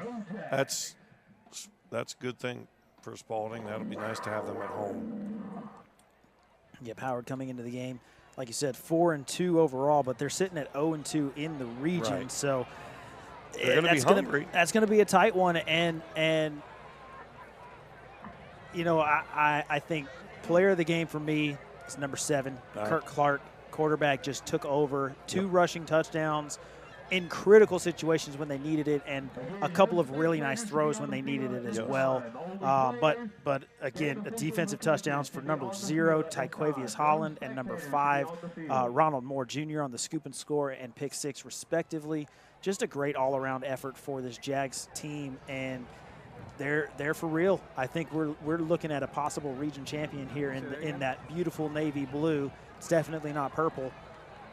And it'll be a really fun stretch down these last 4 games in Region 2 of 4A. Of course, want to thank everybody for joining us here tonight on the Score 58 Network. For everybody in the studio, I've been Alex Schaefer with Craig Chapman, Bo McMichael, and Eric. Say your last name for me one more time. High Belt. Yep, that's it. And we want to thank everybody for joining us here tonight on the Check Down. Bo promised some questions about the world. Didn't really get those questions, but that's all right. You probably don't want to hear my opinions about things anyway, so it's probably for the best. But gentlemen, thank you for being here. It was fun. Yeah, absolutely. Yes, sir.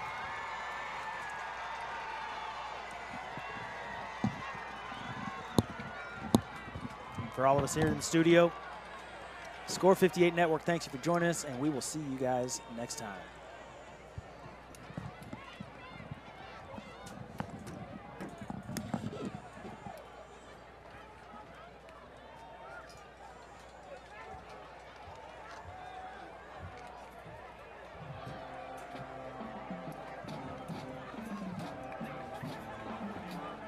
Remember, no spectators are allowed on the field at any time. No exceptions, no excuses. All spectators should be exiting the stadium at this time. All right, ladies and gentlemen. Hey, Friday night football on a Friday at 6 o'clock, and we're done. Hey, you can't ask for that better on that part. Overall thoughts there. Alex, talk to me. No, but he's off the air. He's right there. That's all good, man. I love when they do that. That's what happens when it happens at 6 o'clock. Well, ladies and gentlemen, glad to have everybody with us. We're going to close out for tonight. Have a great weekend. It's going to be a lot of fun here on Score 58, and we'll get things started next Friday with our next game of the week. Take care and good night.